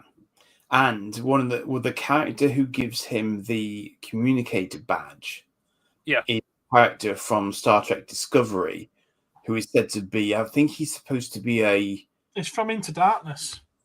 He's a cross-universal time traveler, I think. Yeah, he's the one that sends Kirk to the Kelvin universe to say goodbye to Spock. Yeah, he's the bridge, basically. Yeah. Right. Yeah. See, I had no idea who that was. Yeah. It's what? Yeah. I had absolutely no idea who that was. No, you wouldn't have done it. It's a very I've got no idea that he's gone from one dimension of universe to another. I can get that. Like all the clips stitched together. Yeah. But I mean, really well done. Very, very well done. Yeah. I mean, the clue is kind of that, that Spock is on his deathbed. And we know that Spock died in the Kelvin universe. Right. Yeah. I must say, I don't think I watched it quite late at night, so I didn't. You what? Sorry. Do we? What? Do we what? How do we know that Spock died in the Kelvin universe? Because it tells you in the film. Does it? Which film? Yeah. Is it Into Darkness? No, not Into Darkness. Yeah, it could be Into Darkness. It's off screen. Yeah. In fact, it might be later in Into Darkness. He appears on screen in Into Darkness again, speaking with other Spock, because he tells them how he defeated Khan in the original universe. It's the film after that. The film after that, it's referenced, and there's a picture in that film of the old TOS crew. Yeah. Which is passed to him as an effect of Spock. It's when they get to when they get to Yorktown Starbase, Yorktown Starbase. Yeah. Spock, Kelvin. That's Spock why I can't remember it. They're very deep. I can't remember it. That film is dog poo. It's very deep cuts. You have to really know your Trek. And the thing is, I think more to the point, perhaps you have to have grown up with Trek and really understand the relationship between those two characters to understand the sort of the emotions behind it. And the fact they can get away without saying anything, apart from one reused line. I think that was it. So that's why the rest of it is just. Sam Witwer does the motion capture, doesn't he? I think for Kirk. Yeah, I think it's for young Kirk. Yes, he does the motion capture for. Yeah, I think he does it for all the Kirk. Does he? I think so. Yeah, with a bit of padding, because that that young Kirk is literally a blinking you'll miss it scene. In fact, I won't even call it a scene. It's a segment, a slither of a scene. It's quite clever though, because it's sort of it's young Kirk looking at old Kirk, but it's not as old as the Kirk who we start off with. Yeah. Well, so you've got future. That's all part of the thing that I just don't get. Yeah. Well, basically, because you've got Captain Kirk. I felt like that was there just for you guys who watch the old stuff to go, I like this. And it doesn't actually tell any part of the story at all. It's there, it happens. And I think maybe, I mean, this is just my interpretation, but I think maybe what I pulled from that is that you've got generations Kirk seeing, like he says, his past, his present, and his future, and you've got then him reflecting on when he was captain of the Enterprise during the original series. The screen then flips, and then you have TOS Kirk, Captain Kirk, looking at Admiral Kirk, because it's Admiral Kirk that he's seeing. Kirk, yeah, and he's like, and the look, the exchanges of looks, more so what Admiral Kirk has on his face is that it's not particularly a happy look, but yet, so it's kind of like that thing that, again, what I took from it was that, and like it says in Voyage Home, Kirk's best destiny is to be captain of a starship, and I think that's what I took from that it's kind of like reflecting on where he was most happiest and maybe where he'd gone wrong, but then he was able to come full circle back to being, captain again. And there's also that line in Star Trek V, of course, well, indeed in Generations also, where he says he's not going to die alone. Yes. So ironically, he effectively, presumably, is going to die with Spock at that point in time in the Kelvin universe. Well, it's Kirk. No, Kirk says at the beginning of Star Trek V, I've always known I'll die alone. Oh, is that what he says? Yeah, because sort of like, because Bones says to him, God damn it, Jim, you could have died. And he says, no, he says, even when I was falling, I knew I wouldn't die because you and Spock were here. So he says, I've always known I'll die alone. Which he did in Viridian 3. And that's the thing, so there was that debate because people were saying that he wasn't alone because Picard was there, because Picard isn't his crew. No. So he is alone, So it was a nice scene at the end where you had, Kirk with Spock. I found it quite reminiscent of the scene in Motion Picture when Kirk rescues Spock from inside V'Ger.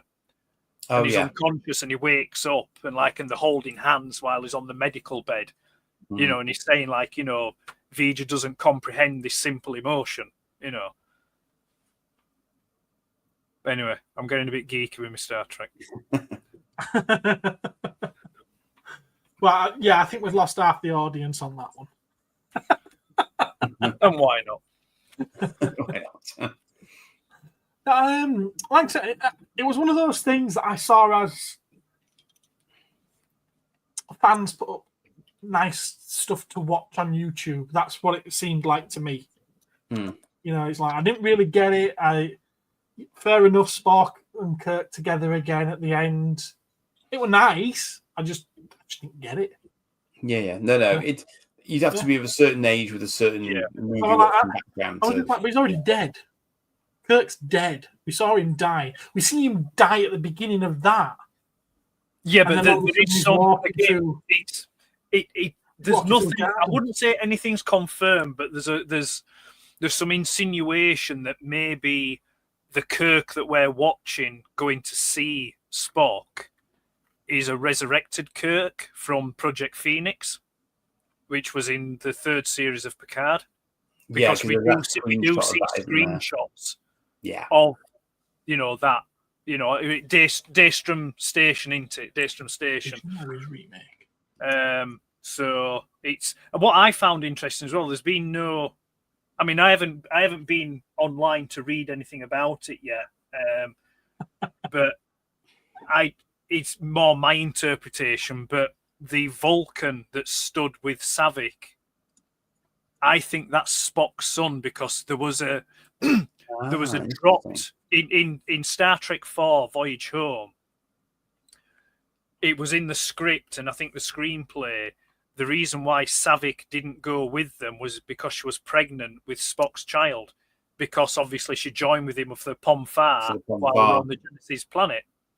So my assumption is, because when you see that Vulcan male stood behind Savick, he's wearing the death robe that Spock was buried in at the end of Wrath of Khan.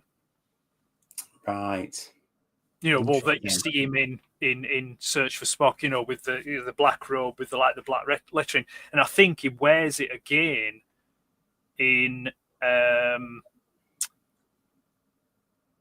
he wears it in Wrath of Khan. I think he also wears it. I think he wears it in Undiscovered Country. You say he's in Undiscovered Country, yeah. Yeah, where Kirk goes into his quarters, when he does the which I think is probably one of the best lines in that film is, is it possible both you and I have grown so old and inflexible we've outlived our usefulness, and it's like it's kind of, could you call it meta, because it's almost like it's Spock saying that to Kirk, but it's also Leonard Nimoy saying it to William Shatner, Yeah. Apparently that was in the book and film, but it was cut out. Interesting. Yeah. I always liked the Savick character. I thought she was interesting. Yeah, I think Kirstie Allen. Kirstie Allen played it first. Yeah, played the character first. But I think Robin Curtis. I think Robin Curtis was better in the role. I mean, she's in that 10-minute. That's her, Robin Curtis, I believe. Yeah, it is. Yeah, Robin Curtis. Yeah, because Kirstie Alley's passed away sadly a few years back. But there was, again, it was. I don't know. I mean, I know some Trek, but I don't know everything. But it's like there was rumors years ago when the films came out that Savick was half Romulan. She was half Vulcan and half Romulan. Half something, yeah. But whether or not that it was just. If we're going to get really into Star Trek nerdy stuff, aren't Romulans supposed to be Vulcans that have just decided to take a different way of life and then move to another planet? Correct. So how then can you have half Vulcan, half Romulan? That means that they're all Vulcan. No. There are some. I mean, they broke off millennia ago. They separated millennia ago, and there's been parentage. It implies you had one parent that was very distinct culturally compared to the other. There are some subtle biological differences between modern, if you want to call them modern day Romulans and modern day Vulcans. There's also, as well, you could also bring in the Mintakans, which appear in Next Generation. They're like a proto-Vulcan race. Vulcans, yeah. So... First episode when Tim works for another comic shop, I just love the line where they get fired and he shouts to his boss, Babylon 5's a big pile of shit. No. He says that so he gets fired. Ah. Good night, Harley. He wants to go back to the other shop. Well, love you too. Yeah, but because in the because when you see the portrayals of Romulans in Next Generation, they have ever so slight forehead ridges. Interesting. You know, but yeah, so it's yeah. So, but then I remember the rumor or myth or whatever you want to call it cropped up again when Undiscovered Country came out, because people were assuming it about Valaris, because that was originally intended to be Savick. They wrote it to be Savick, but I think it was maybe on second or third rewrite. It was like, well, you know, it doesn't seem like the kind of thing that Savick would do. Yeah. She'd have been older then as well, so she wouldn't have been so easily influenced. Yeah.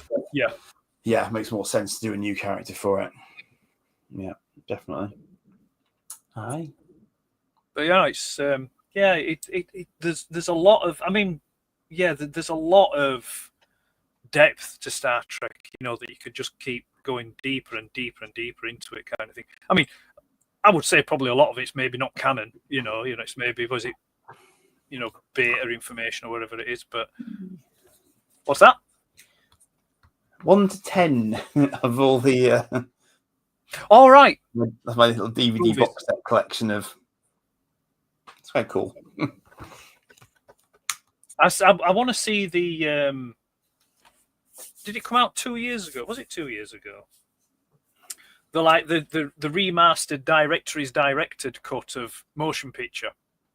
Oh, motion picture. Oh, interesting. Yeah. I watched it. I watched little bits of that recently when I was doing some of my Trek Toys ones, and I swear there's stuff in there I haven't seen before. So maybe they edited it down for TV or something. I don't know. And I've got a bit in this. I think there's about three different cuts of the motion picture. There is definitely a TV cut, and none of them are short enough. Yeah. So this one's a director's edition that I've got that I've watched just latterly. Well, I've watched most of it anyway. But yeah, that's the one I've got, the director's edition. But there's been another version released. I think it was released about 2 years ago, and I think it's supposed to be a bit longer, and there's some new effects and things like that. Super. Well, nothing like flogging a dead VJ. The thing is, I mean, a lot of people knock it, but realistically speaking, out of all the Star Trek films, the motion picture is the most Star Trek. I think it's the most hard science fiction in some respects as well. In fairness to it, because Wrath of Khan altered the DNA of Star Trek. It made it more action orientated. It's rather than it being just a standalone cerebral sci-fi kind of thing. They turned it into the Hunt for Red October, basically. Yeah. Yeah. I loved Richard Chamberlain, King Solomon's Mines. Should I actually watch my recently purchased DVD? With a young Sharon Stone in it as well. I ever actually watched it, but I know of it. In what universe, Dave? In slow motion universe, obviously. I do. Every time I watch it, I want those hours, and I mean hours of my life back. I've seen it twice. The second time, because having seen it years before, I was like, it can't possibly be as bad as I remember it to be. So I watched it, and it wasn't. It wasn't as bad as I remember it being. It was much, much worse. Ouch. You're probably not a big fan of 2001 Space Odyssey, then. It's all right until that hour-long segment of the Star Baby thing at the end. Star Child. Oh. That's something wonderful. Yeah. It's a bugger when a film makes you think, isn't it? What? 2001 makes you think? Yeah. It's deep, man. Yeah. It made me think. It makes me think, can we watch this on 2 times speed? Well, no accounting for taste. Wrath of Khan has a ratio hornblower crossed with Moby Dick in space. It works. It did, yeah. It did. It did work, yeah. Yeah, it did. It 2001 is something that is... It's got segments in it that are beautiful to watch. But it's just a series of events that lead to nothing. Agree to disagree. Yeah. But it doesn't even have a plot. It's the only film I think I've ever seen that has no plot. Yes, it does. It does. Okay. Yeah, it does. Okay. Should we do show and tell? Go on then. I'll let you go first. Okay. He's bursting at the seams. He is, Well, isn't he? only really because this just happened to arrive today, so it was timely. There we go. So, once upon a time, I picked up one of those. Yes. Oh, you've got a new one.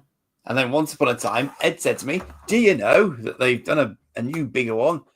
And today I got my new, bigger Death's Head. So, I mean, he's a big old chap compared to that little chap. And they have slightly redone it as well. I think it's accurate, but it's definitely got slightly different styling on it, which I think is more comic accurate. You had snow, yes. So I'm going to have to I might have to unbox him. I think have a proper look at him because he does look good. He's a much more impressive figure, obviously, because of the size, you know. So, it is a nice figure. It is a nice figure. But you know, with being a fan of the Marvel UK Transformers version of Death's Head, it is a pity that they didn't go for how he looked, like, you know, in that comic rather than making him look as how he did when he got his own comic. So there he is in the actual yeah. So that's the comic version of him after he's been rebuilt. Yeah. And lots of Jeff Senior art there, and that's one of the compendiums of Death's Head there. So all the usual suspects are writing and inking and everything else. So yeah, it's Iron Man 2020, isn't it? It is, yeah. He has a little set 2 with him at one point, and the Fantastic Four and Doctor Who, of course. Doctor Who actually reduces him from Transformers size to normal action figure size, so to speak. You know, 2001 was a bit like this. People who say you didn't like Matrix 2 because you didn't understand it. No, because it was mainly meaningless, trying to be significant. It's a classic science fiction novel. Yeah, there's a flavour for everyone. There's a flavour for everyone. Was that it? I've also randomly got that off the eBays as well. So that was quite a good read. Really? Okay. Yeah. It was Isn't very that cheap. The first appearance of Ironheart? No. This is about Tony tracking down his real parentage, apparently. What issues does it cover? Joey wasn't. I don't know. Collecting International Iron Man numbers 1 to 7. Written by fan favourite Brian Michael. Right. I think 7 and 9 was the first appearances of Riri Williams and then Ironheart. So I think Riri Williams probably turns up at the end of that. I think. I could be talking about a different series, to be fair. Yeah, I don't. If it's the one from the movies, I don't recognise her in here at all. Anywhere. Movies? Is she in the movie? Is she in the movie yet? Riri Williams. Wasn't she in Wakanda Forever? Oh, she might be. I assumed that was her. I don't know. No, that was Shuri, wasn't it? Oh, I don't know. No, there was a girl who was running around in an Iron Man-esque suit as well. Ah, that's Riri Williams then. Yeah. 2001 is a classic. It just wasn't for me, like most of the Beatles stuff, to be honest. Fair enough. Do you have anything to show us, Ed? I don't know. I don't know if I want to keep the same company of someone who's bad mouthing Stanley Kubrick and the Beatles in the same comment. It's just like, you know. I don't think he's But bad. I remember- In fact, quite the opposite. In It fact, is a classic, he's but- actually saying it is a classic, just not for him. I remember my dad always saying, "You can't educate pork." Like Matrix 2 and 3, a lot of live action. I've just got the one thing to Speed show. Racer has a niche today. following. Never seen it, but I'm interested in giving it a go. I've never seen it either. No, I know of it again, but did anyone read or collect a British comic called Toxic in the 90s? Never read it, didn't collect it, but I know of it. I did. Wouldn't I collected it particularly aggressively, but I did like martial law in it. Yeah, So I think he was in Toxic, so that was an interesting character because I'd never run into him before. Anyway, yeah. So yeah, I've only one thing to show because I showed the other bits 2 weeks ago, didn't I? When I was streaming live from my living room. But yeah, so I've just got the one thing. And it's a bit of a late purchase. This has been out for 2 years, but a retailer had it on sale at quite a tasty price. So I thought, what the hell? It's Fans Toys Tesla 2.0. Perceptor. Yeah, which is Fans Toys version of Perceptor. And I just happened I was to going to say, which is over your right shoulder. He's here. And Cool. he is very, very heavy. Does he have heft? Heft? No, he's heavy. He's just heavy. Okay. You know, lots of die cast, lots of nice, lovely joints, lots of accessories. I already have the X-Transbox version, Jansen, but that's going to be getting sold now. This chap is replacing him. Well, you are a Fan Toys fanboy, aren't you? Upgrades.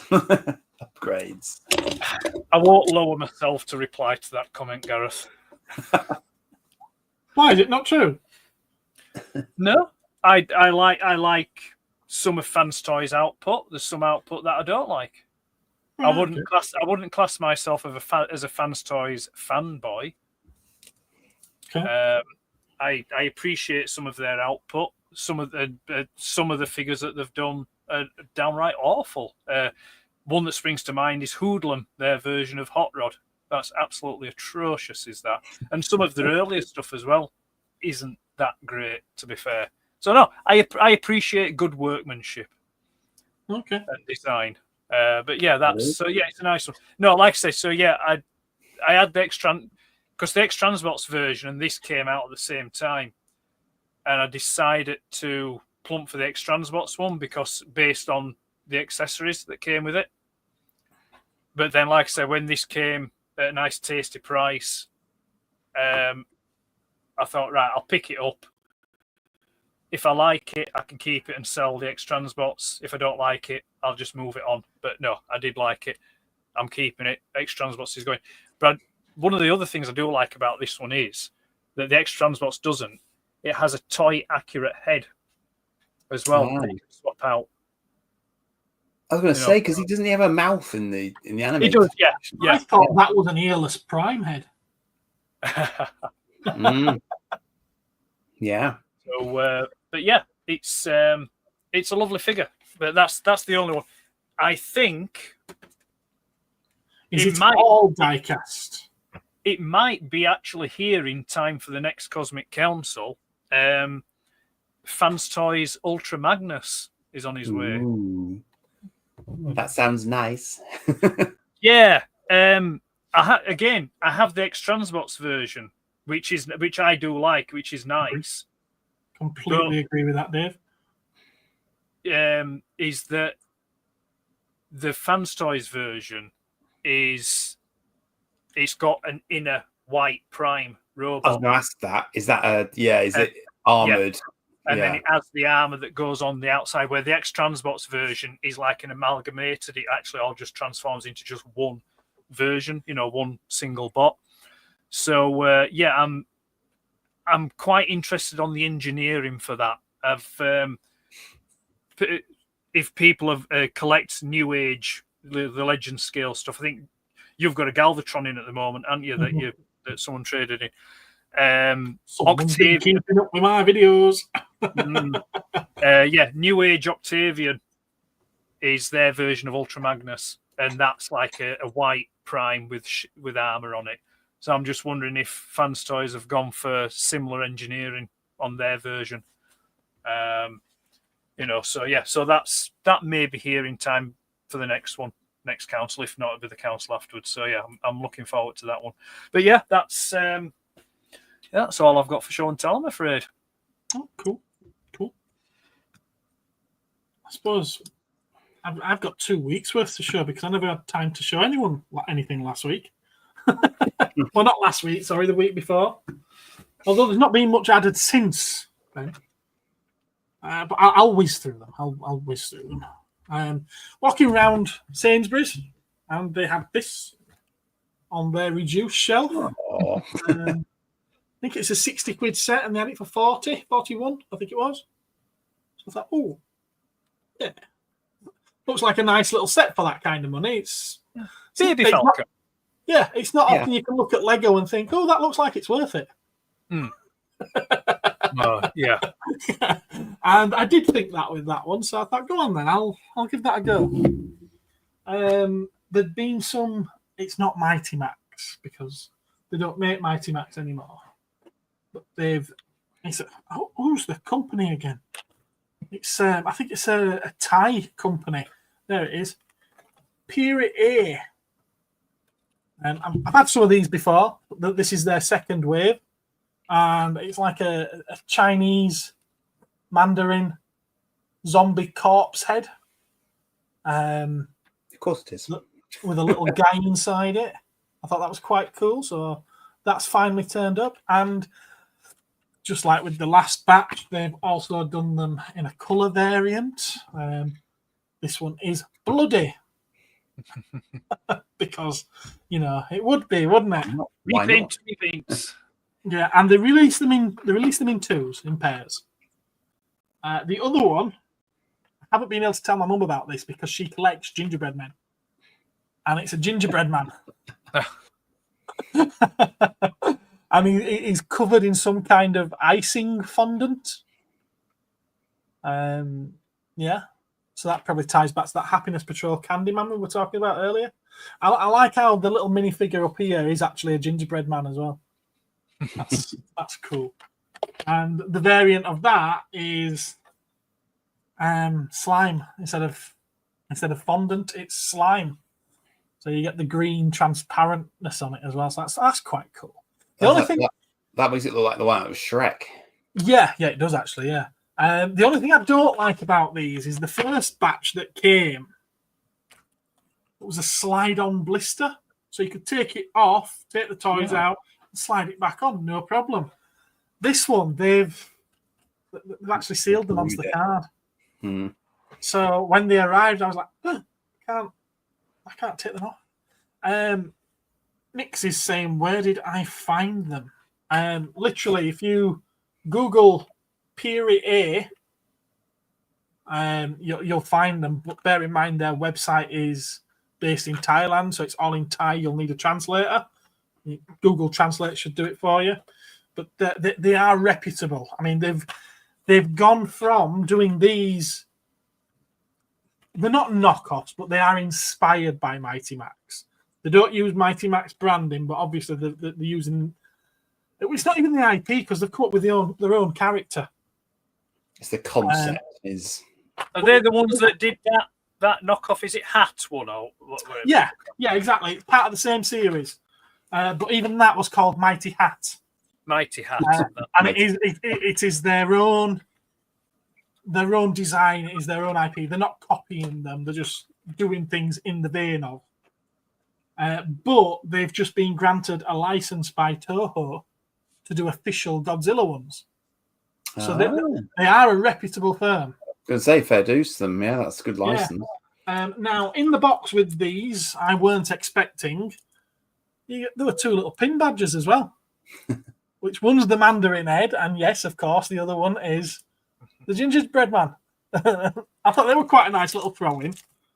I haven't opened them, but there's what looks like a pack of postcards or something as well. I'm not really fussed over them. Some other little bits. I know that you guys have got no interest in these. I know you haven't. Let's take that off. But you might have seen my toy of the day a few days ago. Oh. Which I think it's awesome. I really do. I think it's very you. It is very me, isn't it? Yeah, when I saw it on the website, I was like, oh, that's charming. Is glow in the dark? Yes. Of course. Yeah, I'm having that. And they also had no idea what it is. No idea what it is. They had that as well. Which, again, I just... No, it speaks. It speaks to me. I really like... this was pointed out to me by someone I showed in store. The transitioning of the colours. Like, how do they do that? You know, in a mold, how do they do that? That's pretty cool. And then 3 Godzilla ones, which these are Maru-san, so they're not particularly cheap. They're always overpriced for what they are. But again, glow in the dark. So I will be taking them out of the baggies at some point. There's Godzilla. There's Rodan, which I love that metallic green paint effect on that. That's nice. It's not really showing up quite so well on camera, but it's very nice. I just really happy how much radiation that those paints are giving off. I've got to take this one out of the bag. Got to take this one out of the baggie.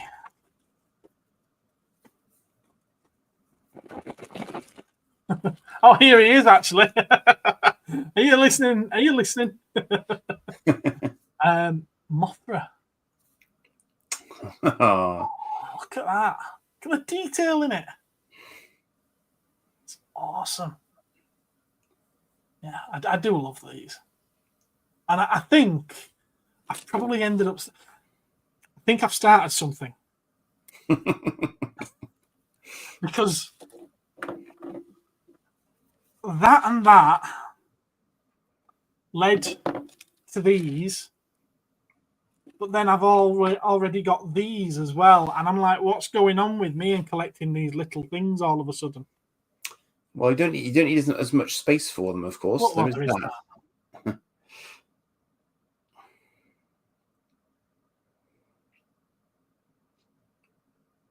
It's froze. He has frozen. Uh-oh. Talk amongst yourselves till it comes back. Well, Blue Sasquatch has just arrived and asking if this is live, and yes, it is live, because I've just said it's live and mentioned you by name. There you go. He's properly frozen. He has properly frozen, hasn't he? Yeah. Are we back? We're back. Ed noticed Transformers Photo. Which Transformers film you like out of them all? Oh, well, yeah. I mean, obviously the 86 movie is going to be there, but if we take the 86 movie out of the equation, I think for me personally, I think time has been kind for the first one from 2007. Yeah. That's out of all the Michael Bay ones, if you want, you know, the Bayverse, if you want to reduce it to that, that's the one that I think I could watch on a repeat viewing. I don't really rate Rise of the Beast. Is it Rise of the Beast? Is it called? Is it Rise of the Beast? I haven't seen that one yet. I didn't not like it. I just I know what you mean. And then it was a bit gimmicky. And then Transformers 1. It's a great. I'd say it's a good film for this generation to get them into Transformers. Yeah, you know. Someone, you know, so. Someone like me, you know, old, stuck in the ways, you know, very much a Transformers Marvel UK kind of person. It's like, it's just, it's a bit, you know, it's like, I don't know. I know you have to make these characters relatable. I get that, but there's just something that kind of there's something that just kind of grinds me, just like grates at me a bit when you have like sentient robots from millions of years ago saying stuff like, dude, come on, let's go. And it's like, and at one point, I think there's one scene in the film where I can't even remember if it's Prime or if it's Megatron that goes to sort of like flip the bird. And it's like, that's why would that mean anything? Yeah, that's too human of a thing to have in, I get it. It's like they've put it in for comedic effect kind of thing, but it's just like, there's no relevance to it, within and I think there's a lot of the film that's like that. There's too much humanity in it. Yeah. Yeah. I completely agree. I've not watched it. I completely agree with you about putting the humanity into robots. Devil's advocate. Yeah. Did they not do that in the original 86 film when you've got Hot Rod sat there fishing? Well, yeah, but those Transformers had acclimatized to Earth culture for a number of years, if not decades, by that point. Okay. And he's engaging in an activity with his friend Daniel, Witwicky. Yeah. Yeah, no, I'll give you that. Yeah. I mean, don't get me wrong. There's probably other examples as well that I'm missing. In all fairness, that's just one that came straight to mind. I mean, there's things in the '86 movie that even, as a 12-year-old when I first saw the movie, there were things that I saw and I thought, well, that don't, like robotic fish and robotic squid, and it's like, but then again, also as a kid, I wasn't over keen on Transformers that transformed into animals. So it's like say like Ravage, yeah? He's either a cassette or he's a panther, a jaguar, yeah? And it's like, well, that's a bit naff, is that really for a robot, or like Laserbeak, he's a cassette or he's a condor, it's like it's just like, oh, I don't know, is it Tantrum? Is a cassette or is a rhino, I mean, I get robots that have sort of like beast modes, if you will, sort of like, so something like Razor Claw or things like that, or so you don't get that their bot mode is an animal. Yeah. No, that makes sense. Interestingly, Beast Wars then changed that, because in Beast Wars, Ravage does have a bot form. Yes. Yeah. Well, that's the other thing as well. I mean, I only saw probably maybe a handful of Beast Wars episodes. He just dropped at the wrong time for me. Yeah. But it was like, I never got why Megatron had a dinosaur head as a hand. It's like, what use is that? That's absolutely no use whatsoever. But I mean, it's a kid's cartoon to sell toys. Ultimately, it's not to be overthunk. But no, there are things. Even as a kid, when I watched Transformers, I was like, I don't mind saying it, because, like I say, everybody has the flavor that they like. But I mean, even now, I'm still not really a big fan of like female robots, fembot, like RC or Elite One or things like that, because it's like, well, robots don't have gender, they don't have sexes, they don't have male and female kind of thing. I could understand and see it, say, like, if it was done so they could integrate into an alien culture, and it's sort of like, but I'd be more supportive of them having female voiced Transformers that look like the rest of the Transformers. Yeah, but rather than drawing them with shapely asses and big tits. Yeah, no, I know what you say. You see, that was the element. You see that, but GoBots made that work, because GoBots. Think it though. yeah, we will. Yeah, the backstory for the GoBots is that the GoBots actually started off as humanoid. See, where's that Twitch user now that Eddie's talking? That what? Sorry, that Twitch user. Why? What about him? The one that was criticising me for overthinking the last Starfighter. Yeah, in the GoBots, they started off as humanoid, like flesh and blood humanoids, and then through time, they ended up, and then they became robots. So you do have male and female robots within GoBots. Yeah, but I mean, I think that's just a sort of like a restriction of language. I think, because I mean, it's like it's really they're its, aren't they? They're just the robots. They're just it would be nice, to have them. I know I do get it, because you have to make them relatable to the audience that you're pitching them to. I get that, and I understand that. But it would be nice kids need to relate to 40-foot tall robots. No. I mean, on alien planets. The thing is, though, I mean, back in the 80s, I don't have it to hand now, but there was a study done in the United States, and Optimus Prime was like a real father figure to kids, underprivileged kids that didn't have a father figure, or didn't have a dad and things like that.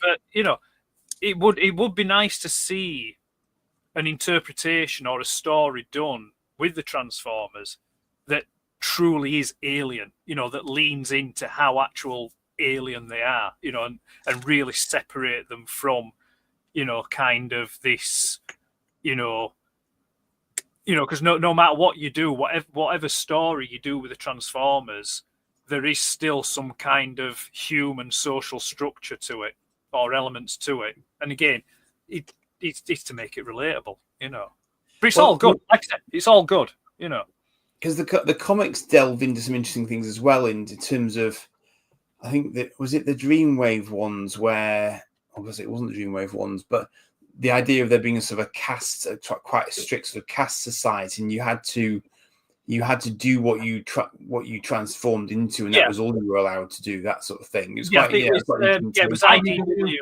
I think it was functionist. Yeah, like functionist. So basically, you perform the job that you was designed to do, kind of thing, and that was it. You were stuck to it, kind of thing. But does that make sense? What? Well, if you're a digger, they won't give you an office job, would they? They won't, sorry. If you were a digger, with a great big shovel on you, they won't give you an office job if you couldn't hold a pen. Oh, no. That's why I got robot mode. And computers, they don't need pens. Yeah. So, no, because you know what I mean? I mean, when I was reading that functionist story, I was very much sort of like, well, common sense. Don't matter how you think or feel, common sense dictates that if you have the ability to do this thing, this job, this function, so much better than anyone else, and you are a robot without aspirations or anything like that, it's like, surely you do that job, for the betterment of your entire race. But some of them just transformed into completely pointless things that had no particular purpose. That was the problem for some of them.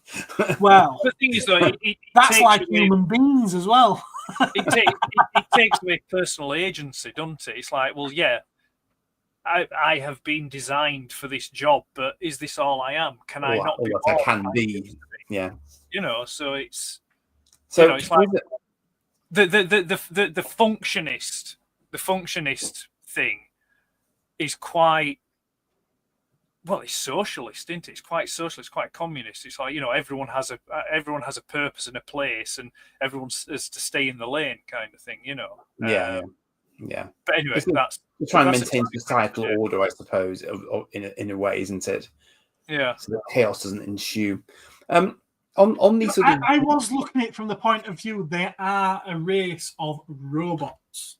That means that by the very nature of their being, when you come to robots, the very nature of their being is they have been built for a purpose.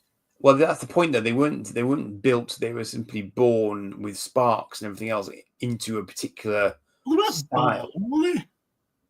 Well, it depends on the origin story, doesn't it? I mean, the Marvel UK origin was that they were created by, you had Primus and Unicron. You know, ancient battle eons ago. Unicron turned himself into, you know, Unicron as we know, and Primus turned himself into Cybertron and imbued the planet with life, you know, and gave the robots sparks, you know. But then the cartoon backstory is Transformers were created by the Quintessons as slaves, you know. So it's like I said, there's a flavour for everyone, and that's the good thing. And I think that's probably, you know, borrowing from another stream that I was involved in a while back. I think that's probably why, as a franchise, Transformers has endured for the past 40 years, you know, because it's literally transformed and grown and developed into something different with each iteration, you know. More meets the eye. Yeah. So, and on that bombshell, I'm going to be departing. We're 2 hours in, aren't we? Hi. Oh, but whilst we were on the aliens topic. Oh, sorry. Yeah. Go on. Yeah, I just wanted to raise one thing. I think I'm going to I'll do a separate video myself on this, but I was interested to sort of poll the chat and so on. Who's heard of the Fermi Paradox? I've heard of the Fermi Paradox, yeah. The what? The Fermi Paradox. So the Fermi Paradox goes along the lines of, there are that many planets in the universe as a whole that there ought to be lots of civilizations out there which we ought to be able to detect by this point, because there should have been plenty that reached a sufficient level of sophistication that we would be able to detect their emissions, as we are currently emitting radio waves and so on that others could detect. So where the hell are they all? Yeah. And I was having a thought process around this the other day, because I caught a few sort of Brian Cox videos and stuff on the topic, and it did occur to me, given the way that we sometimes seem to be going as a sort of overall planetary civilization, I wondered what people thought of the concept of, is it the case that civilizations could simply either blow themselves up or run out of resources, or otherwise just kind of burn brightly for such a small period of time cosmically that you'd have to be looking at exactly the right place at exactly the right period for the light and the transmissions to have reached you from somewhere else, whilst that civilization was at its peak. Well, that's the thing. Yeah, it's the vast distances. I mean, if you think about it, it's like the Earth is roughly about 4 billion years old. Humans, as what we'd recognize as being humans, we've only been here like 250,000 years. It's literally a blink. You know, it's not even a blink. We've been industrialized for a lot less time. Yeah. We've been industrialized for probably about 300 years. A blip. Yeah. So it's a blip. So I think, if you take something like Alpha Centauri, which I think is the nearest star to us, if you consider this, if you could travel at the speed of light and the distance that's involved, so say if someone at Alpha Centauri was looking at Earth and they could see Earth, they would be looking at kind of like the tail end maybe of the age of the dinosaurs. That's what they'd see. How far away is Alpha Centauri? I thought it was only about 4 light years was our nearest neighbour, so that would only take 4 years that they'd be able to see light from.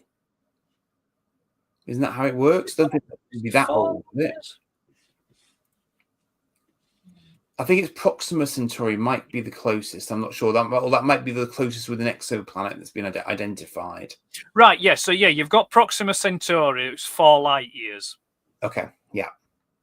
But, let's see now. So, Alpha...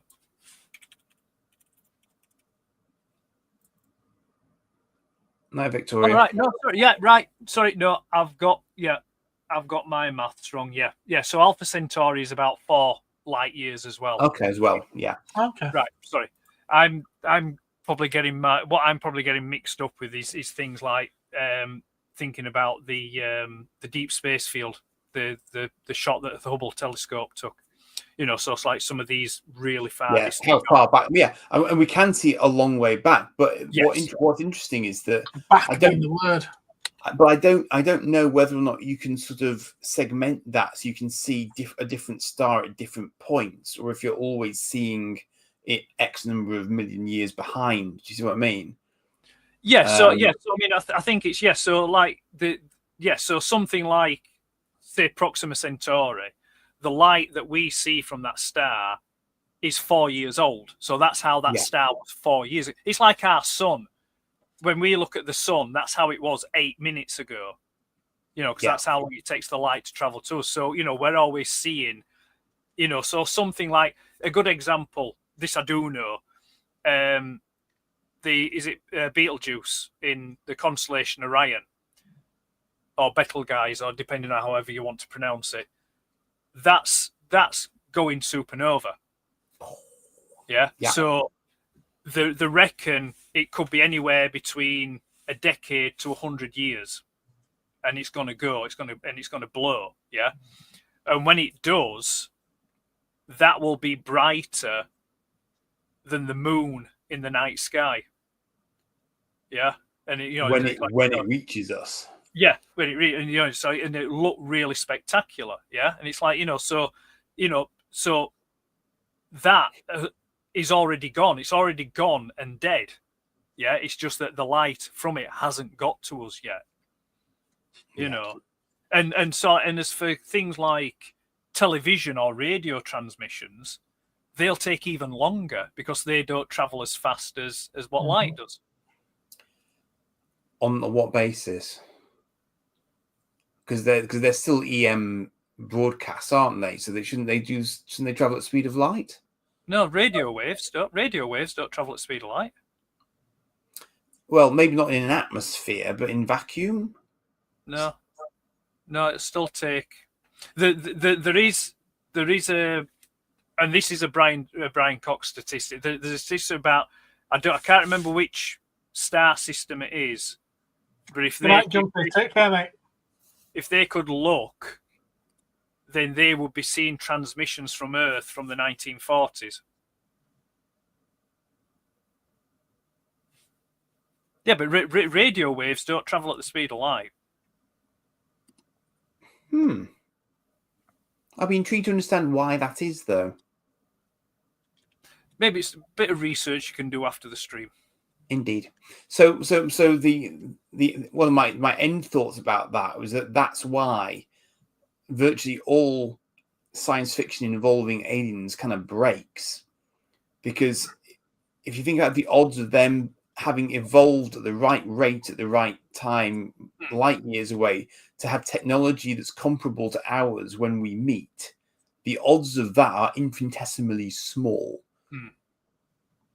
So it's like, anything that is Star Trek, for example, there's no way. I mean, and the thing is, you do see it in things like Enterprise, obviously, they meet people who are pre-warp. So that kind of makes sense. But even the odds of meeting a civilization that's even that evolved in your immediate vicinity must be relatively small, because they could have had completely different evolutionary paths. They could have had an asteroid strike that knocked them back to primordial ooze, and they had to come back up again.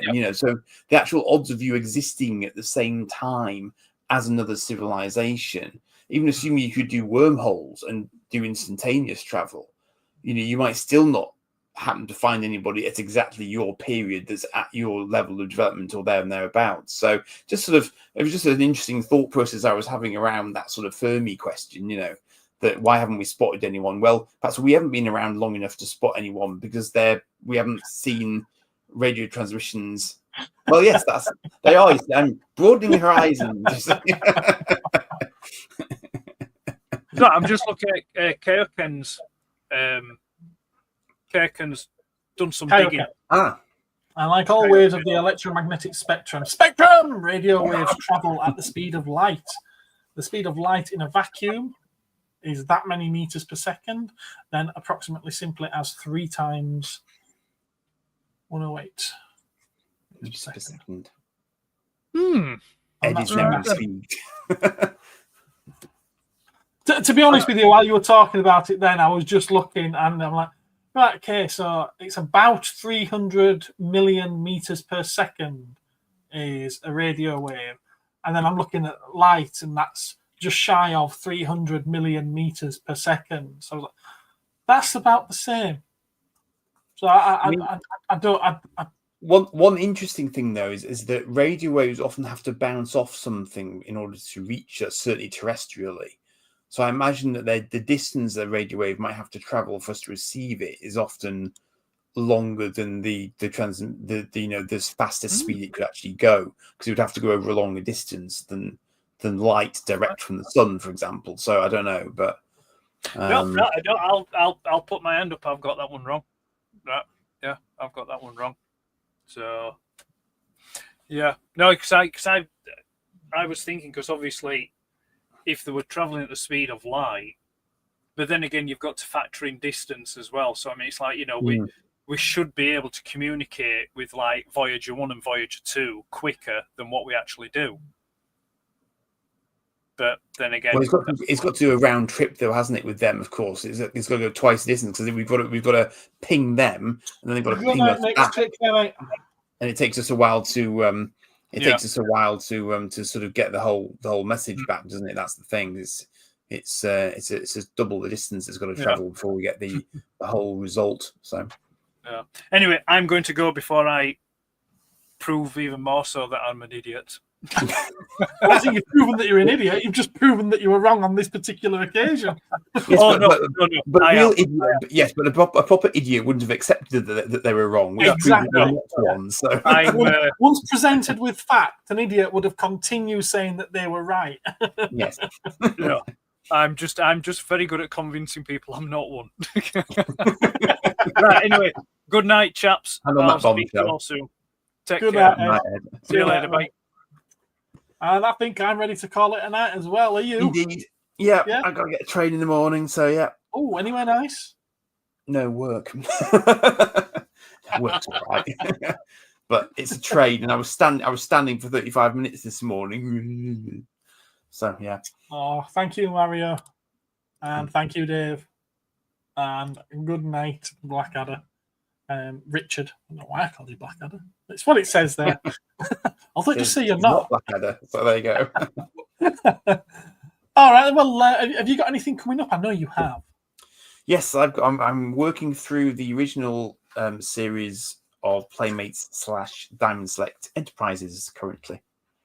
Yes. Okay. Cool. So that will be my next. I've just filmed a video. And I'm halfway through editing it. I'm not going to finish it tonight. I'll finish it tomorrow night now.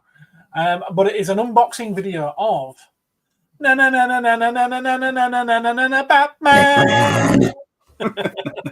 So we'll take a little look at that. Well, I already have. But you'll get to take a look at it with me. Probably end of this week. Cool. Yeah. Okay. I think that's everything. So. Catch you all later. Good night, everyone. Good night. It's been fun. It has been fun. There we go. That's 40 in the bag. There you go. Yeah, I know, 40. I can't believe we've done 40. Wow.